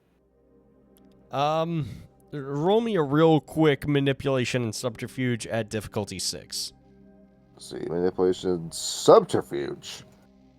Well, I will have you know that I'm going to roll snake eyes. Oh, goodness. Of course, now it picks the time to, split that into different... Ooh, okay. She picks up that something isn't quite right, but we'll leave you to your business, because this is likely very important. I'm just going to go ahead, open this door, step in. All right. I was just going to go ahead and pull out the chair. For how long have I known Mike? Let's see. He was turned back in the 70s, right, Vic? Okay, so I'm trying to remember my math. So he was born... let me do my math. He was born... If I remember correctly, 1946, got embraced when he's 22. Mm-hmm. Aren't what? Fuck. 1958. I thought it was. You said like summer '69 to joke about song. Oh yeah, that's right. He got embraced right. summer was near '69. position. So, you've known him since around about 1975, 77. You've known him a couple of years now. I'm just tapping my fingers on this. So I'm trying to piece together in my mind, when have I let him out of my sight for him to go and make contact with the Camarilla? And do me a favor and roll me a history and how do History. intelligence? Oh yeah, there isn't a history check in this game. Fuck. Roll me a intelligence and Investigation. yeah. Well, I don't know. Investigation is something that's happening like right in front of you. Politics? Yeah, intelligence and politics at difficulty 8. Well, there it is. That's 4. You keep seeing 4. him in that weird flouncy blouse he wears and that really nice Victorian era long jacket. And he comes up with a different answer whenever he says so. Last time he showed up to the Church of Sex while the Sabbat were invading in that sort of clothes. And you've only seen it once before, a long time ago. And he claimed it was Nigel this time who had asked him to wear it. Before he said he was at a costume party with some friends or something to that effect. But I'm thinking about what this. is it about that connects him to... How is that connected to Shrensky? So I think I know where I'm going to go from here. I am going to draw up in my office door. I'm going to grab an envelope. Put that down. Going to go grab a note. Piece of this no lines paper. Go ahead, grab one of my pens. Put it against my tongue for a second to get the ink wet. See, I'm going to write at the top of the paper. Mike, Nishiyama's writing you a letter here. I have spoken with a man who is a very talented artist. I mentioned your name in conversation, not thinking of anything about it at the time, but it seems that he knows who you are. I am listing his address down below. He wants me there at his house to speak with him around 8 o'clock. No, not his house. Thankfully, didn't put that down on paper. Not having to scratch out anything on this nice, viable paper. I mean, this is a little bit bougie. Wants me to meet him at the loft at 8 o'clock. He wants you there as well. Make it if you can. And I'll just go ahead and put the bottom. I will write my name down there at the very bottom in hiragana. After that, get up, put that in the envelope. Go ahead, just get my tongue just a little bit wet. I don't think I need to spend an entire blood point for that. Lick the envelope closed. Put that in my breast pocket. Immediately sitting back down. Pulling up my address book. Okay. Thinking about where this is. I'm adding Levi Stransky to my address book, just in general. Yes, you still have the address from Allison Primore the previous evening. I was piecing together. I thought I had everything cracked on Mike. At this point, it was just going to be one more push, and he was going to be a satellite. But it appears that the more I talk with Mike, the more I learn about him. It's a little bit exciting that there's still stuff to learn about you. As spinning around in my chair, taking a look at Rita. She's still enjoying herself. Yep, through the one Anthony side. Casey. Yeah, through the gap. Well, I mean, this is a different office, but yeah, Rita's still just sitting there. Oh, through the yeah, Rita's still in the pool. Well, Casey's in the pool. Casey's in the pool. All right. Go ahead, getting up. I will go ahead. Let's see, I'll need to grab my briefcase. I'm just going to go immediately out. Let's see, step over here. Look over at Rita. You feel like going to the loft today? Really? The loft? Yeah, let's do it. She's rather excited about this. This is, the finest wines and dines and all the wines and dines in town. Should I get the red dress? Yes, please. I'd love to see you in that.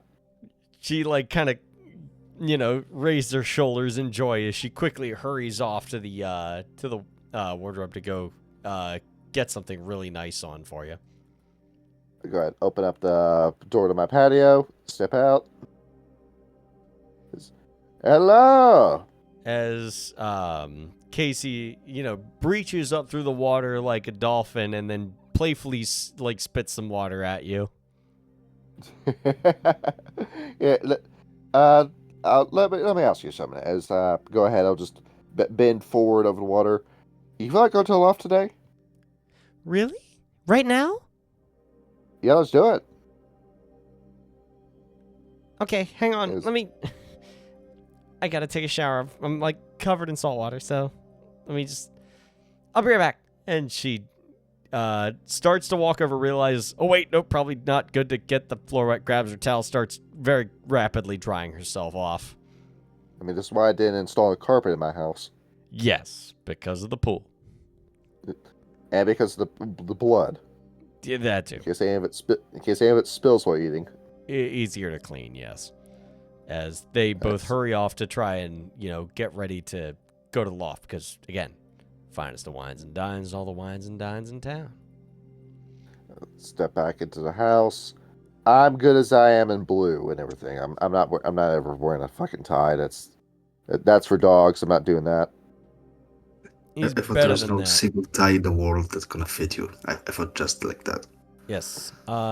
Anything else for this scene, or may I gravitate back over towards some of the other gentlemen? So I'm trying to make a prediction as for where everyone is, because I can safely assume that Rufus is with Chase Carter. After the conversation I had with him last night, that's the only way. Yeah. So to make said predict. Well, I mean, I'll let you as the player try and predict it. Sure. Logan, I have no fucking clue because the Raptors is always a wild card. Nice. I'm thinking. I made an invitation for him to come by any time. I hope he makes going that soon. But thinking about where in the world would Mike be at the moment is what I'm trying to think about.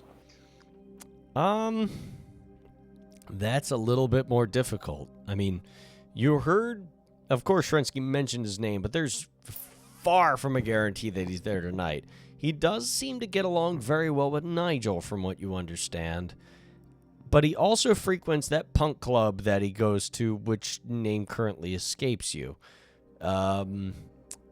What are the odds that he's with Nigel? What are the odds that he's at a punk show? Do me a favor and roll me a Wits and Streetwise at difficulty 8 to try and predict where Mike would be. 2010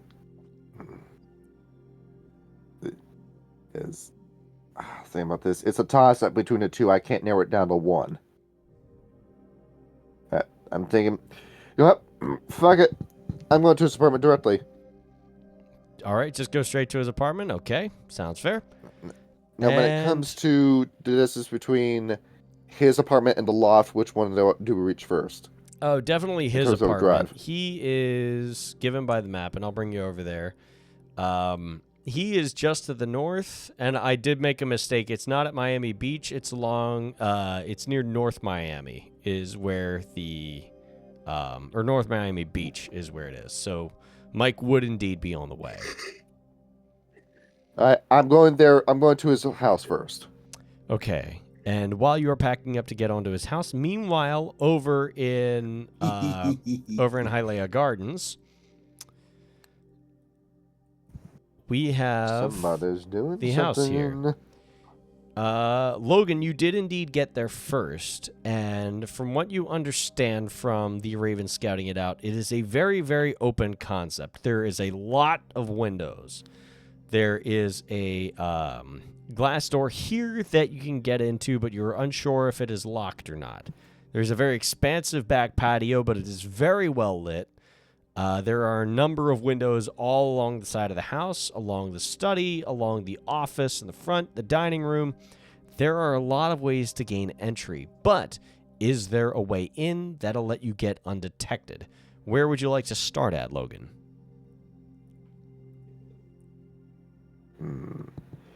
Probably windows of these establishments are normally I'm not going to say trapped, but alarmed. Good guess. Good guess. Is there like basement windows? It's Florida, and basements are slightly frowned upon because they have a tendency to flood.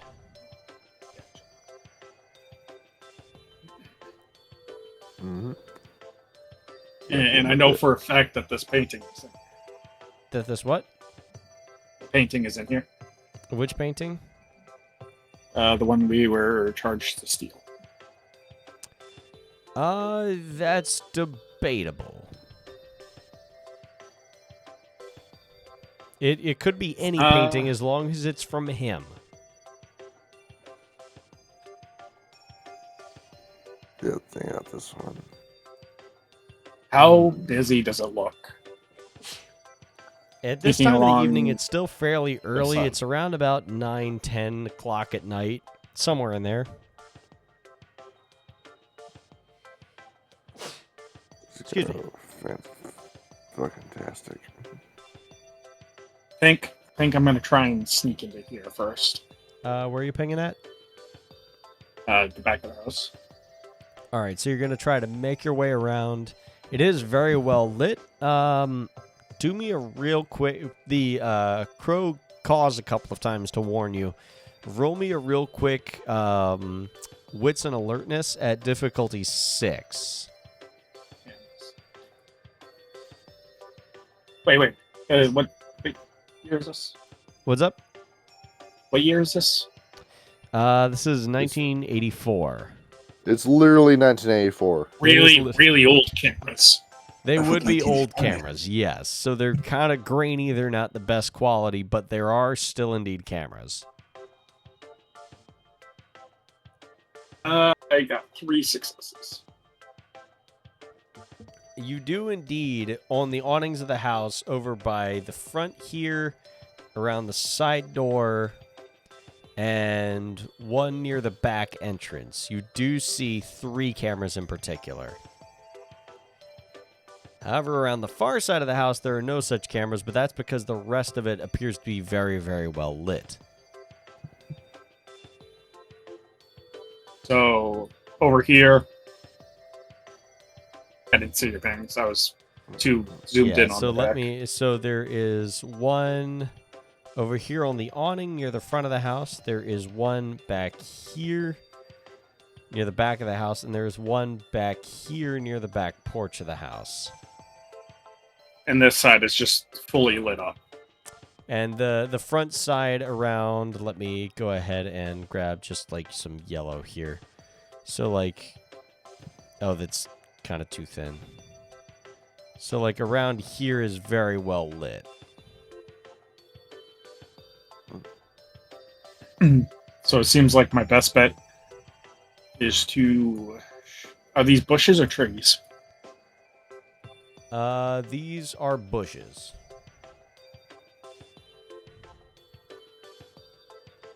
I am gonna see... I'm gonna send... With a few clicks, I'm gonna have my Raven fly in front of this camera. Sneak through the bushes over here. All right, roll me a with a couple of clicks, the Raven and then flies over and will land over here in the tree, and then like sort of look around, and then just flap its wings a little bit and try to do a bit of a mating dance. And a very good one at that, as it's like flapping its wings a lot, making a lot of noise. It's being a great distraction. Go ahead and roll me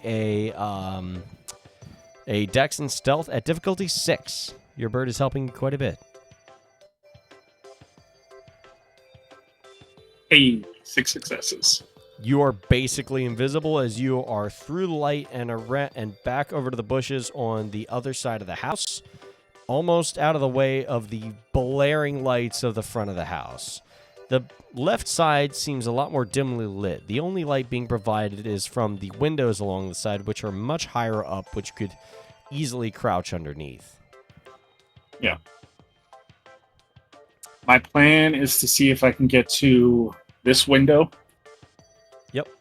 Or this door. Yep, so go ahead and place yourself like right over here then. Let me go ahead and, or actually, like right over here, since you're in the bushes currently. And while you are over there, Mike, you're wearing your punky clothes. Go ahead and where would you like to be walking from? You're probably going to be walking over from the left side. Yes. Alright, if that's the case, let me drag my token right around here. Oh, it's funny, I'm wearing my frou-frou clothes in this token. That's funny. Even though you're wearing your punk clothes, like right now, you just have your frou-frou token up right now. Yeah, I know. It was just funny as shit. I forgot to switch it. So, whatever. Mike, you told Shrensky that you were coming because the security guard said that a Michelangelo del Toro was coming. Yep, exactly. And, he's just there to, do some talking just like last time, and... I mean, really, the end goal his end goal is to see if he could talk his way into getting a painting. It sounds good. Talk his way. Okay, and he's more or less... Go ahead. Well, if you don't mind me explaining his inner psychology for a moment. Go right ahead. His idea is that he's not doing it because, petty disputes between Camarilla members. He's more so doing it because he admires the Nosferatu and wants to talk to him more. And there's a curious part of his mind that wonders, I wonder if I could actually get personal with this guy. I wonder if he's willing not to judge me and willing if there's no consequences to me telling the full-on truth about myself. Like maybe some burden off of my shoulders. Maybe my sins will be lighter on my shoulders at the end because of it, or some shit like that. Gotcha. So, go ahead and approach the front door. Yeah, and he's gonna walk slowly, he's thinking about this shit. Firmly grasp it. And firmly Logan, meanwhile, grasp it. do me a favor and roll me a wits and alertness at difficulty 7. You're a little bit locked into the job right now. Look, that's a job. Go downtown to the triangle and get himself a hand job. Let's see. It goes swimmingly for you, I know it. Ryan. Where you at? Right. Sorry, I'm checking on my laundry. I'm sorry. No, it's all good. My laundry's in the wash too, and I need to go get that once this episode's Wait a second, I should actually switch mine in the dryer. Yeah. Everybody's doing laundry tonight. Thursday night is my laundry night. Next scene needs to be on laundromat. Thursday is my laundry day, for everyone who didn't know. Okay, but yeah, so, wits and alertness difficulty 7. Actually, let me switch it over right. Difficulty. Yes. Hit it. You are locked into the job. You got through the bright light completely unnoticed. You have a clear shot. And because you're going to be up against the house, do me a favor, roll me one more dexterity and stealth at difficulty 6. Yeah. And once 4 again, successes. dead silent as you are effortlessly over to the window, which appears to be by a bathroom. It's a little bit high up, though, because it is a shower window, and it is meant to help vent steam and let in just a little bit of natural light to the point in which the neighbors can't see whoever's in the steam shower over here. So it is a slight bit of a climb. Do me a favor and give me one more. I'm going to give you one more check, a couple more checks just to see if you can get in here unnoticed. Give me a Dex and Athletics at difficulty 7 to get yourself up there so you can get through the window. gonna be fantastic. 3, you are up there at the window, and as you reach over and try the window, it is indeed shut right now. How would you like to get through there? Is it one of those roll-out windows, or is it like a push-up? It is indeed a push-up window. Is there a screen? There is a screen, yes. Right. I'm gonna carefully take out a small flip knife and try and pry the screen out. And with the flip knife, you stick it through the very flimsy screen, and you pry out the screen, and you set it down. And now comes the window itself. It appears to be locked from the inside. I'm guessing it's like a one of those flip. Correct. Do I see any wires attached to it? As you investigate... Probably not, because this is... No. I hope not.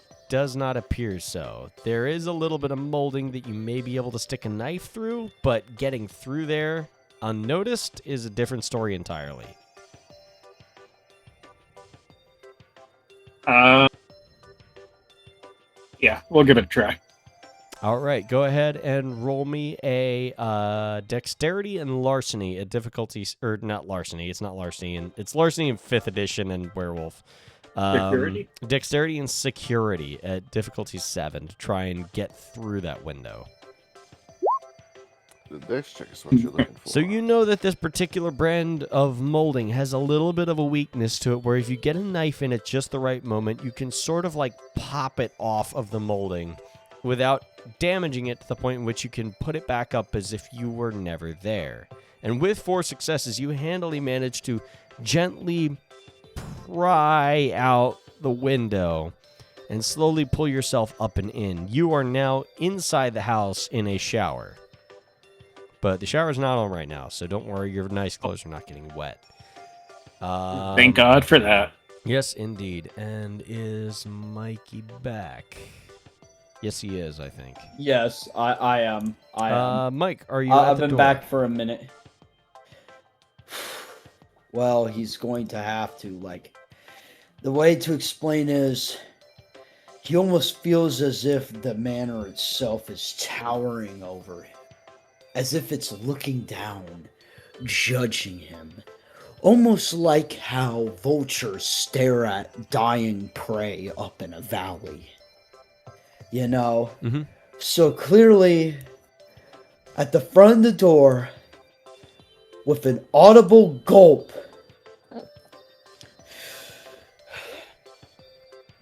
he hits the buzzer. Ein Moment. Fuck. Yeah. The tension is almost deafening. It's weird that you're here for the reason that you are here, and even more so, the fact that you're not wearing all those nice clothes that Trensky got you just out of the kindness of his heart, because, as he'd explained, he had a very unattentive sire compared to yourself. A part of it almost feels wrong, but a part of it feels like you're also doing something that you feel like not very many people have done before. And maybe he'll even understand and will be willing to play ball with it as the hope fades from your mind as he opens the door and standing there in his usual fine Giorgio Armani suit. Michael! Wonderful to see you. Please, come in. Unexpected to see you this evening. Hey, man. Heck yeah. You know, like he's trying to play it exactly as it was the first time. You know. Like bring his hand out, shaking, all that good shit. Like, hey, man. Fun. Good to see you again. Good to see you. Please come in. What? This is rare that you just show up, unannounced. Usually I have to, call you and pry you out of your apartment to get you out here. What do I owe the honor of this visit? I mean, what brings you here on this night? Well, I got a lot of... he's trying to build some kind of suspense, as if he has something important to say. And technically speaking, he does. technically speaking. So, he looks back and forth, like, I got some really interesting news to tell you. That's just funny because I also have some very interesting news to tell you. Tell you what, let's... where should we have to... Tell you what, let's go over to the lounge. Let's change things up a little bit. So come with me, please. All right. He leads you through the foyer of the very fine marble floors, his Italian leather soles clacking against the solid stone ground as he leads you through the lavish, very nice-smelling, very well-organized mansion that he's gotten for himself. Yeah, well, his nice dress shoes are clacking. Mike's sneakers are squeaking. Oh. I gotta help kids play basketball, in the basketball court. I'm surprised you're not in your usual clothes as you come to see me, but I suppose this is a bit refreshing, especially the news that I've gotten, and you will absolutely love this, because this means that you are moving up in the world as an artist. We all know that, we all see that. It's really incredible to see. Hell yeah. Hey, thanks, man. Well, first off, to put it bluntly, I didn't have time, to put on the formalities, so I apologize in advance, so to speak. But yeah, I got some commission work that I'm gonna be doing.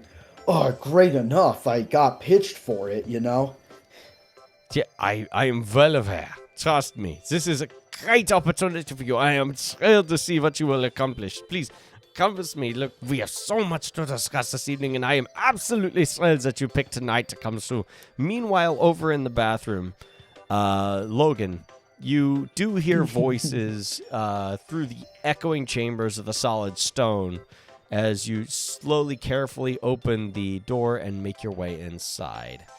There is a lot of stone in here, but thankfully the bedroom is carpeted, so you are quiet for the time being.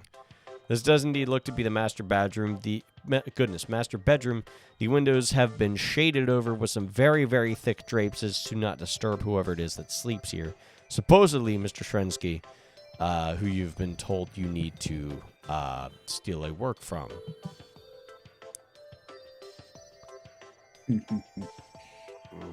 Is there part of him wants to steal the any artwork that's in here that he's made? But I'm assuming there's some type of gallery that he has. So so all he had said that was that it just had to be something of Shrensky's. You do see some very nice artwork here, very, Greco-Roman, artwork from a very well-curated private collection that is here in his private lounge in his bedroom. You're fairly certain it is not his work, however. I take one when I go to leave. I definitely should roll some self-control. Yes, go ahead or something. Please, roll me a willpower at difficulty 7. This is going to go in your favor. You could probably fit that out that window. No, you could definitely fit that out that window. Bro, come on, first things first. Why not? First things first, he'll grab it. All right, so you go ahead. Wherever it was, probably. You grab one of the paintings off the wall of the private study, and you take it back into the bathroom. Oh my god. And you look at the painting, and you look at the window. Maybe you should take the top window off as well. Easy. All right. Oh my god. I don't know. Roll me a... Oh god, how am I... Jesus Christ. Roll me a dexterity and security at difficulty 8. Oh my god. Hey. By some miracle, you managed to finesse the painting at just the right angle to slowly push it through the window. And you lean out of it, and you drop it, and you hear It's probably okay. Don't drop it. Don't worry about it. I don't drop it. I'd go Very. and a raven comes in, grabs it, and then lowers it gently. And it is beating its wings, and it's sitting on top of it, just cawing at you like, what the fuck, man? Don't poop on Yeah, it. I'm imagining it. Don't poop. Don't poop. Like it's saying slurs in Crow. It's speaking Korak, and it's just cursing him out, calling him a It's like, you son of a bitch, this is what we're here for. Why you beep, beep, and a beep with... Oh my god. Beep and Okay, beep. Alright, so... One painting stolen. Probably not his, but one for the road, sure. So, you look over and you see probably what is the main doors to the foyer. You saw over here probably another lounge, and you saw probably a closet door, and then you saw another set of doors out to a different part of the foyer.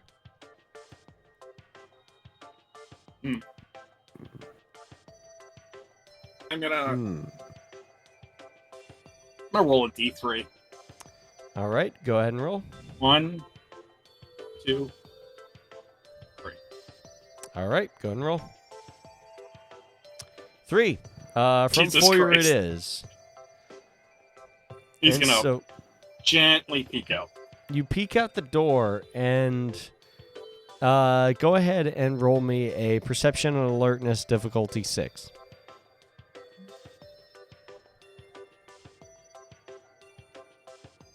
This is going to go fucking great, Ryan. 3 successes. Hey. Almost as soon as you peer open the door, you see the back of a very familiar figure entering this other hallway with a tall man in a dark blue suit and a shock of dark black hair. That couldn't have been who you think it is. It looked exactly like him. It smelled exactly no like way. him. There is no way he is here being let in by the guy who you were sent here to rob. There is no possible way. Hold on. My little brother's mad at me and I admit that chuckle. He's like, what the fuck, what kind of laugh is that? Bro, Making fun of me and shit. that was not a chuckle. That was the big ass chuckle. I gotta Yep. figure out where this guy keeps his paintings. Okay. So, things to answer later on, but you enter into the foyer and you realize it is all polished marble. Go ahead and roll me a Dex and Stealth at difficulty 7. This is some very loud flooring.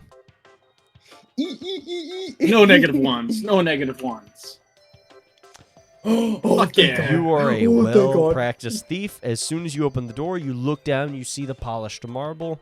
You walk very, very elegantly on the side of your feet in order to avoid any squeaks, avoid any clack. You are dead silent walking across this floor. The I'm only just gonna problem sit now- here.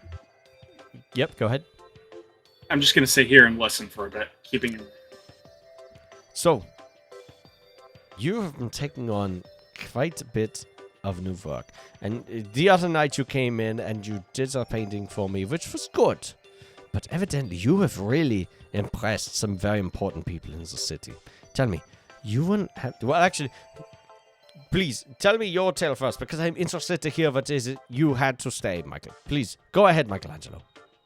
All right, so, like he's thinking to himself for a second, like, okay, so he's thinking like, all right, I need to keep the friendly environment. The serious part of the literal Sabat attacking this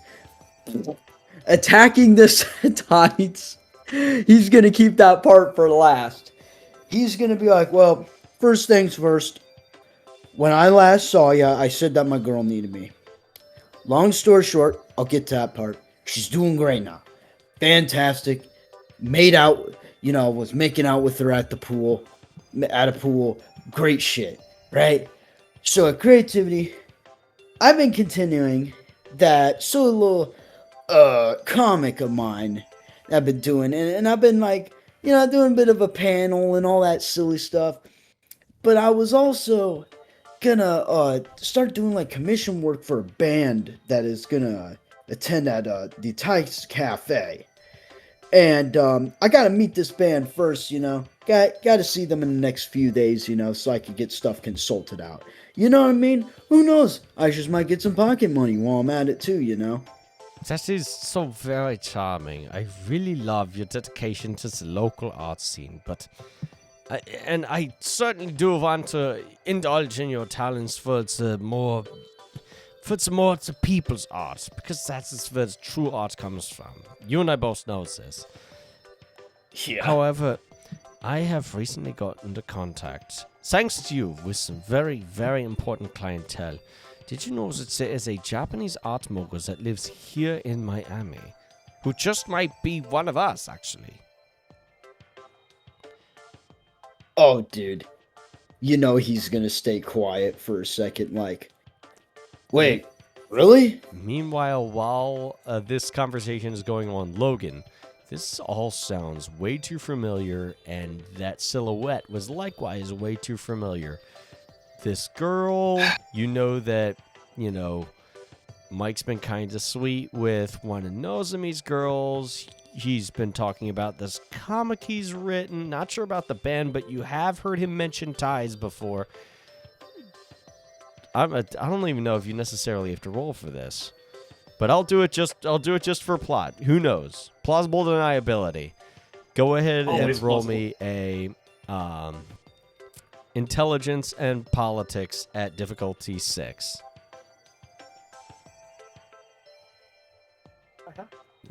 We're about to find out. Think about this. Oh, I don't have any. Those are way too many coincidences to be lining up. It is muffled through the door, but it sounds like him. It looks like him. And a lot of the information is lining up way, way too close. His mind, he's like, why the fuck is Mike here? Yeah. So, I got a call earlier this evening from a man named Nozomi Nishiyama, who evidently you have made an incredible impression on. And he wants to meet us at the loft tomorrow night at 8 p.m. to discuss purchasing your work for exorbitant amounts of money. Oh, shit.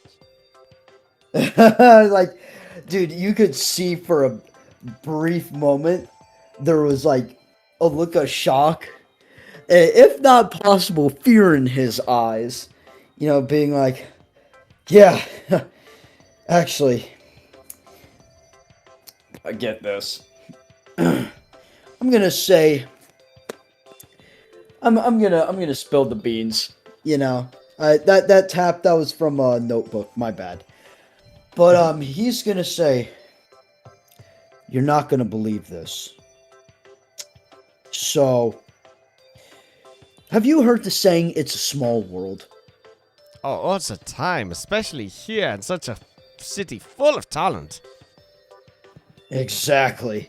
So get this, that girl I told you I was, fucking with and all that stuff? Fooling around with, yes. Yeah, so, I was being a dumbass. I misinterpreted her name. It wasn't, Cassidy, it's Casey. Get this. Mm-hmm. Get this. I didn't notice because of being a dumbass, but she's a ghoul. And, let's just say, I more so know Nozomi because of her. Let's just put it like that. I would say a acquaintance. Yes, I see. So, Nozomi, he is another member of the Camarilla. I believe I might have heard his name, and he is actually going to roll intelligence and politics himself. Oh, boy. He's going messy roll. Ooh. Very messy roll. It's a success though. Because So, 2 times, I believe right? I've heard the name in passing. I mean, I know who he is now because he has reached out to me, but I believe he has a friend of his who works at a casino called the Clover Room. His name is Diego, yes? I believe so, yeah. I think I've briefly heard that name, too. He is the Setite, I see. Interesting.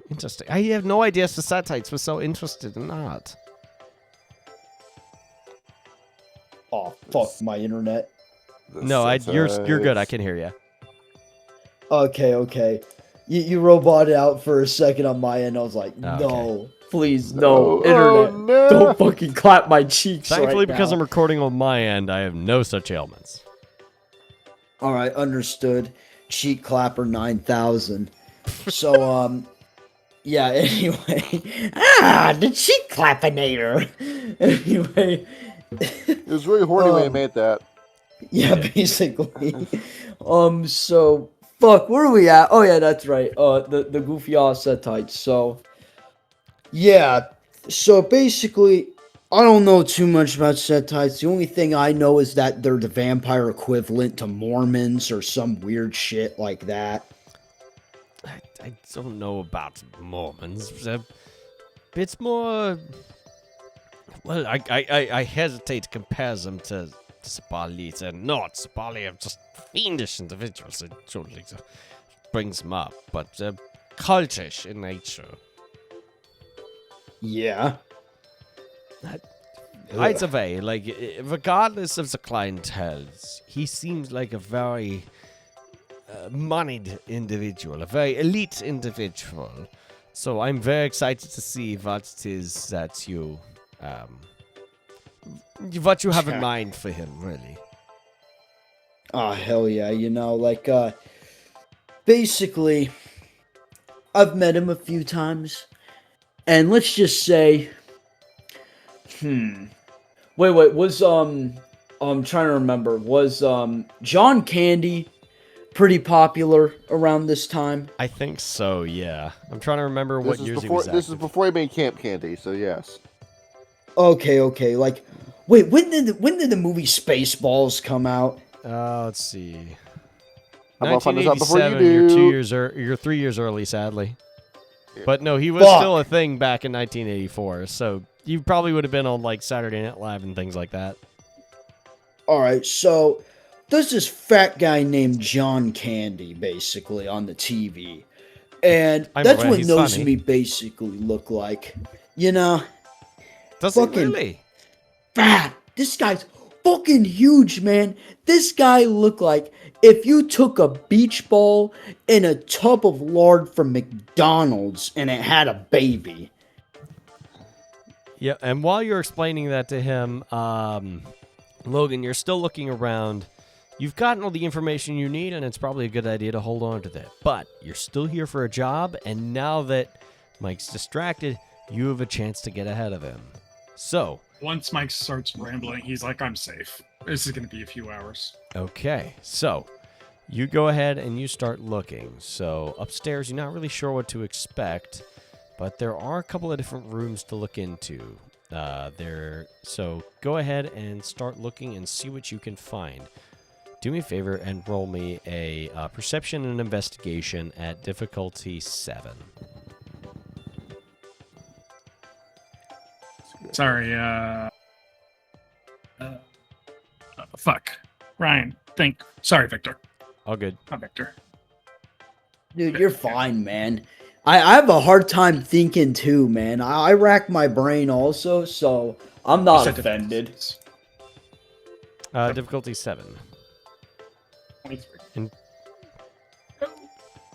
And you're still a bit distracted by the fact that A, Mike is here. B, he seems to know this Camarilla, who you've been told is, by Allison, a bit of an ass, has been fucking up her business, and is now standing between her financial independence, her spot in the Primaging Council, and Mike is just hanging around with him, just talking with him, waltzed right in, like nobody's business.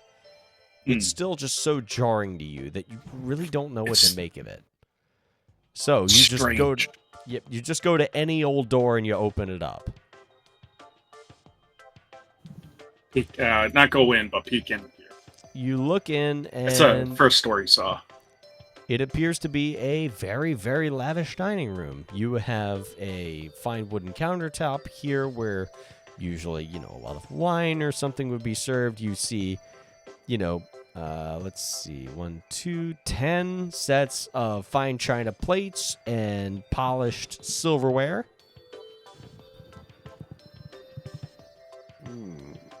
Do me a favor and roll me yet another willpower difficulty 7. Oh no. Oh, no. Hey, I can withstand it. We're good. Okay, maybe one knife.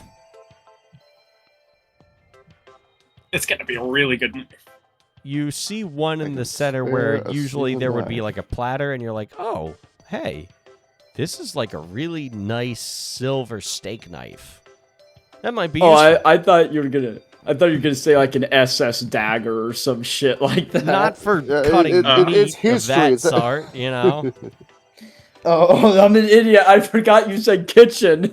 Damn He's it. in a dining room, for Christ's sake.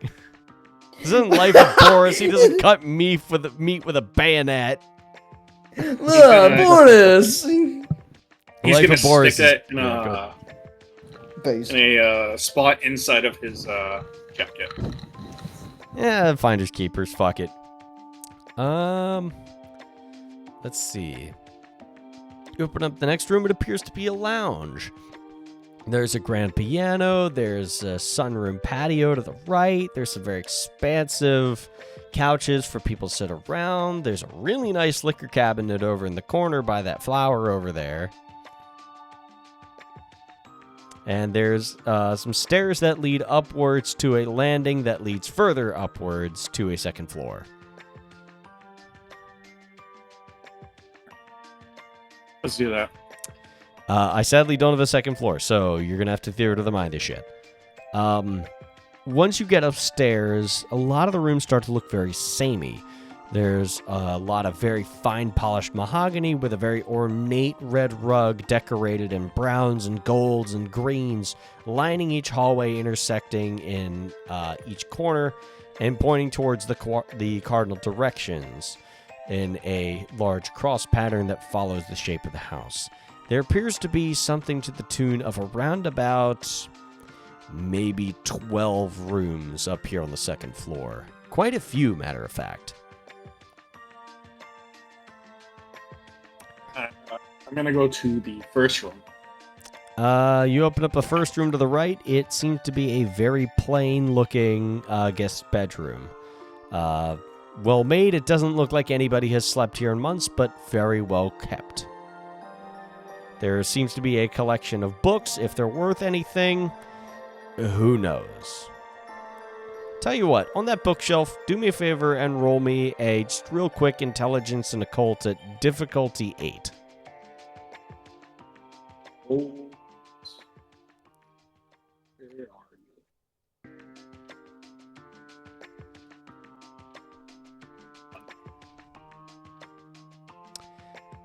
As you're looking around, looking for any sort of original art piece, you stumble across one book that emanates a little bit of a strange aura. Even though these are all really finely bound books, some of them maybe even just displays to look like full bookshelves for, a very lavish estate. One of which appears to be a little bit more well used than the others. And a very thin book at that.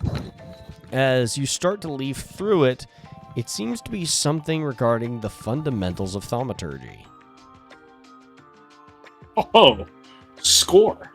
That'll go for a pretty penny. As you gather the thaumaturgical book, still no art though, which it doesn't bode well for what you're trying to do. Yeah.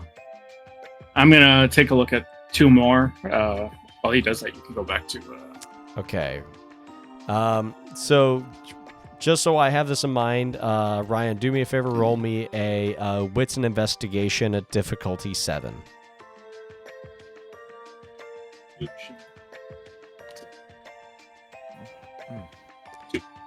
Okay, keep that in mind. Meanwhile, downstairs, Mike, you were ranting about a very, very fat Japanese man. Yep. And So, his you ass know- was this big. And I'm No. talking like Badoo. No. His ass is so huge. It makes girls that have Brazilian butt jobs extremely jealous. Like, he got that ass that go boing when you see it. He wore this tiger print swimsuit in front of me one time, and he bent over. And his ass jiggled. I just think he from him did moving. actually do that. No, God. that's what Mike says. He was Nah, wearing this bro. tiger print Speedo. I could almost see his Nah. nuts, He his looked fat over roll. his shoulder. He looked over his shoulder at And me. over his shoulder. Guys, he wears boxers, but they look like thong. That's how big his ass is. He bent over and he said, "Oh, I see you over there window shopping, Mike. It's okay to window shop, but it's when you get handsy with the merchandise that's a problem." Window shop. That's literally all Glass that house. Mike says. Rambling about how much of a pervert fucking Nozomi is, and like Mike is like literally hugging his face, like both embarrassed and giggling the at Home the Alone exact look. same time. He seems He has like the what look? quite the eccentric individual. A lot of collectors are, but you are showing quite a bit about Herr Nishiyama. But I am intrigued to meet him. Do not get me wrong, but it's an interesting endorsement, I must say. Whatever you do not tell this man I told you this shit. This guy is a menace, but I love him. Hey, bro, I love him almost as if he's my own brother, you know? Like, he's a funny bastard. You know, he pisses me off sometimes, but, you know, that's kind of how the relationship is similar. So, did you have any siblings when you were, like, growing up or some shit? I had a sister, her name was Alice, and she was a lovely young lady. Also, sadly, she passed away of typhus back in 1934, I reckon. Oh, shit. I didn't mean to bring down the mood, but No, it was a you're long telling time me ago. facts. No, that makes sense. It's funny now I brought the subject up. I had 2 younger brothers named Steve and Jeremy, and they were fucking assholes, you know. Even before I met you, when I went to university, I stopped talking to them altogether, and I know for a fact if I was still human, I would be like 34, 35 years old right now, so doing the math, they would be like hitting their 40s by now. Fuck. It is odd, the passage of time, and it is some things that these K-Knights have to live with. I do believe I've been neglecting you're some of the right. other cast members for a bit too long. No, you're fine. I'm gonna He's go doing back. a ramble. Yeah, I'm gonna go back over to. I'm gonna say we're back on the highway. Nozomi. Well, I'm trying to think about. Oh yeah, Rufus too. Yeah. So I'm gonna have Rufus and Carter back over at. Well, actually, no. I'm gonna go over to Johnny. You're back. Yeah, I'm here. Okay. So, But it astonishes you to know I haven't eaten the entire day. Oh goodness, yeah, to eat something for Christ's sake. Yeah, I just did. So, Bro, have part of my burrito. in a bit of a confuse. So initially, you pull up outside of Mike's apartment, and Casey excitedly looks at you and goes, "Oh, Mike's coming." I don't think Mike is here. I'm just gonna go. I am gonna go check to see if he is. I hope he's here. I think I'll have a great time. They're still very excited about going to the loft. It's a very nice establishment. Let me go ahead. From what side of the building do you enter? The left side? Yes. It's so a there very I am. dingy, very working class regular apartment. It smells like cheap floor cleaner, like Fabuloso or something like that. Or they kind of has bacteria in the soap? Basically, yes. We got sued for doing that shit. They did. Like that dollar store, Dollar Tree all-purpose cleaner. The owl's totally awesome. Whatever, you know. Like Pine Sol. Oh god, pints Yep. don't. That shit's disgusting. PTSD. So, you go over and you're knocking on the door. Would Mike have given Nozomi a key to his apartment? No, but let's just say he's the kind of classic dumbass of look under the rug. Yeah, so Nozomi, you walk over. There's a shag carpet by the door that says "Bring beer or fuck off." Yes. I'm gonna roll it over with my heel. You roll it over. You hear a slight jingling noise. There appears to be a spare key under there. I'll take it. You take it and you open the door, and it's just as dingy and grungy as you would expect. There's a slightly matted carpet that has probably never been vacuumed since it was there. Couple of crushed cans of beer sitting on the coffee table with a couple drops of VtM on them. There's a stack of VHS tapes of Looney Tunes and Tom and Jerry and Tex Avery. Suitably a Mike Del Toro apartment. Mike, you understand that at any point a hunter could come up here and stake you. Just gonna start working. Please tell me you don't leave that key out under the rug during the day. Alright. This is a kitchen area. I know that nothing's of note's gonna be here. So you're looking around. There is, an ashtray that some of it might have been weed, some of it's probably cigarettes. It smells. Newport, It all smells like Newport. ash. Alright, what comes to this? Don't mind if I do. Step over here. I ain't gonna find anything in this area, so I'm just go ahead. Step into the bedroom. You step into the bedroom. His bed is, just as messy as the rest of the apartment. On his desk, there are pages and pages of sketches and drawings and paintings. Do me a favor and roll me roll me a wits and investigation at difficulty 7. Witstigation? Yes, difficulty In 7. that case, it's 3 dice. You got nothing. It just looks like a pile of drawings, and that's nothing out of the ordinary for Mike. It's nothing I haven't seen him do already. Basically, you see some draft pages of the next page of his comic, along with a couple of notes, some of which mention,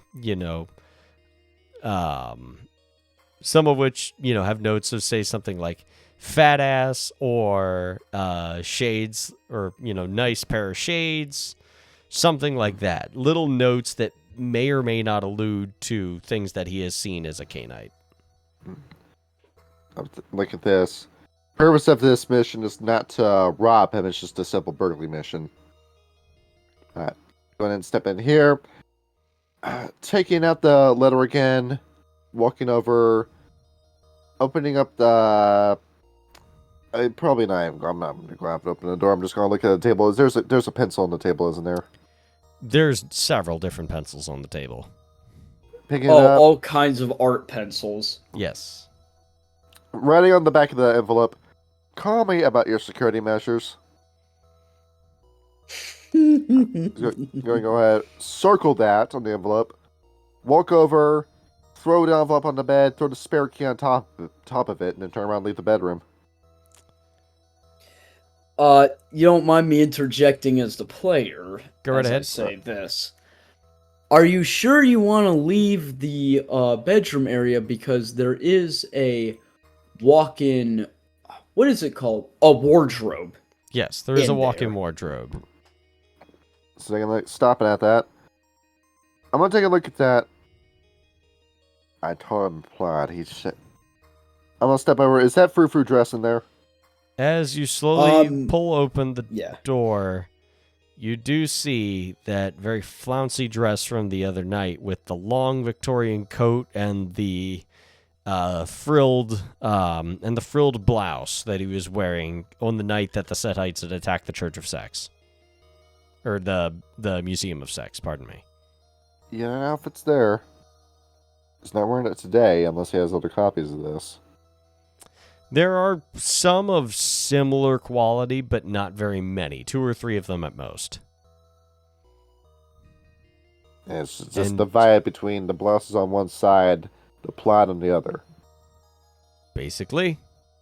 Some punk t-shirts, some torn up battle jackets, some vests festooned in patches of local bands. Step fingers on this. So this is very clearly someone who's living some sort of double life here. Mike, you are young enough as a vampire to have family. But I'm suspicious of this. I'm not the kind of person to do this. I'll find out when I see you. And so go ahead, step out of the room. Definitely sus going on here. It's odd You want to dig a seeing little deeper? it's odd seeing this, punky Bruja neonate and all those drawings and all those flouncy blouses contrasted with all of the, cartoon tape cassettes and crushed cans of beer with, drips of Vitae all over them. It's just odd watching him live like this. Maybe you could be the one to change that. Take a look over at the clock right now. What time is it? It is 10:30. So it's way too late in the day for boutique to be open. Very much so, yes. All right, let me just go ahead. Count me out of money. Have it like around me in bills. Put that back in my pocket. And go ahead. I'm gonna walk back to my wives. And after a short walk back down and a very bumpy elevator ride back down to street level, and you see a very, very pronounced look of disappointment on Casey's face, the fact that Mike is not with you. Mike isn't home. Sorry to say. Aww, he's missing out. I will say this. As I'm just going to go ahead, reach to my pocket. I'm going to count out. This is the 80s. I'm going to look at, flip through this. Probably don't even need, it doesn't even need to be that bougie. It just needs to look the part. I'm going to grab $500. I'm going to give it to Casey. Woo! Allowance? Go to... No, well, there's just a separate reason now I'm giving you this money. If you have anything left over, it's up for you, but... Go dress shopping tomorrow. Okay. And As she's going to tuck the money between her chest. I have a prompt for you. Old school. Something like... If you imagine, like British people in London during the 1600s wearing that kind of dress. That's not better role-playing. It's not from me, it's for someone else. Ooh. Are we doing, some espionage work? Well, yeah. It's nothing in terms of government information or anything that's going to give me a leg up against the Camarilla, but there's someone I have in mind. It's a surprise for him. Look at that secret agent, Casey. Exactly. You're going to do very well, I'm sure. You ready for dinner? They both cheered agreement as they turn on the radio and proceed to get ready to enjoy their evening. All right. And as I'll go and I'll put the car in drive. And just a little bit left as we're starting to round out the evening, as the two Trouble Twins, Chase and Rufus, make it back over to Chase's house. Let's see.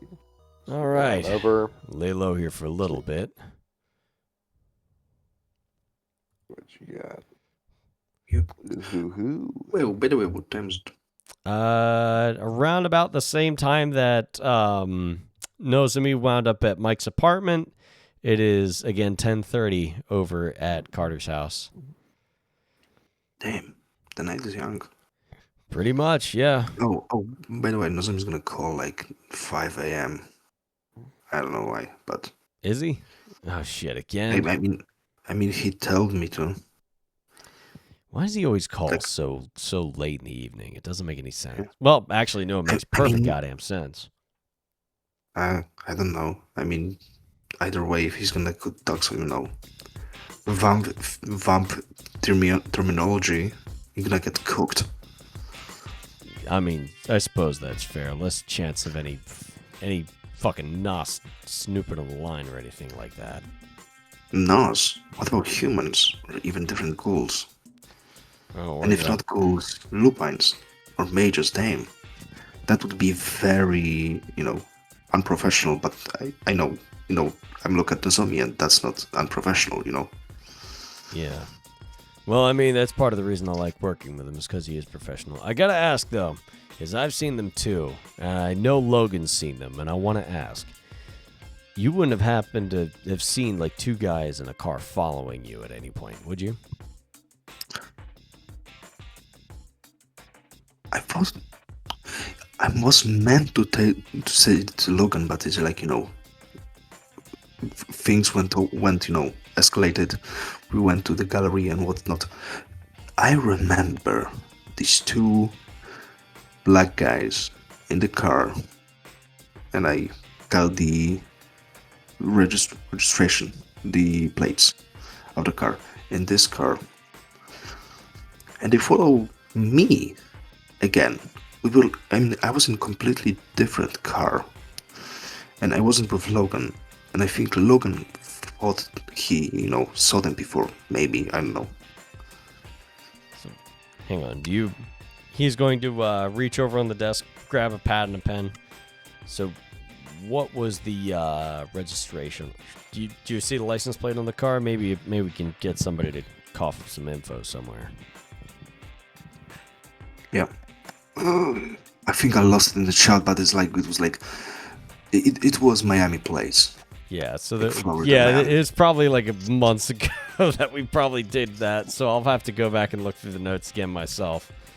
But he'll write down the plates and he'll think, I know I talk shit about the Nas, but you know who might know something about this? Who? Our new friend that we made over at the Primor Gallery. Oscar might fucking know something. Oh, okay. I mean, possibly. Well, I mean, me, unfortunately, I don't have any contacts at the DMV, unless you happen to know somebody, but, well. No. Shit. I don't know where the hell Nozomi is. I don't know where the hell Logan is. I don't know where the hell Mike is tonight, so. Fuck. I guess sometimes you just have to prepare for slow nights, I guess. Yeah, sure. I mean, maybe tomorrow's gonna be like, I don't know, some big boom, some revelation. Well, time will tell. And with that is where we will end tonight's session. Questions, comments, concerns. My comment is I'm sorry that I arrived so damn late. Well, That's no, okay, it's all that's good. fine. It's nothing I haven't Sure, done, don't and worry. as you know, I arrive fashionably late all the time. You should make a note for Yes. later that I got 2 successes. Yes, that's true. I didn't get to I'm that, and I'm sorry. definitely not gonna remember that. We're kind of getting a little bit. We were kind of getting a little bit Yeah, late. that's no problem. But yeah, so for tonight, it was a little bit weird, but 2 XP all around. Thank you. Okay. Yeah, this was again. I didn't know how far what all was going to happen this session because it kind of got a little lopsided. But And with me arriving like that didn't wrench anything, did it? No. no. The thing is that like I knew I was going to give more to do for Mike and Logan in particular this session. Right.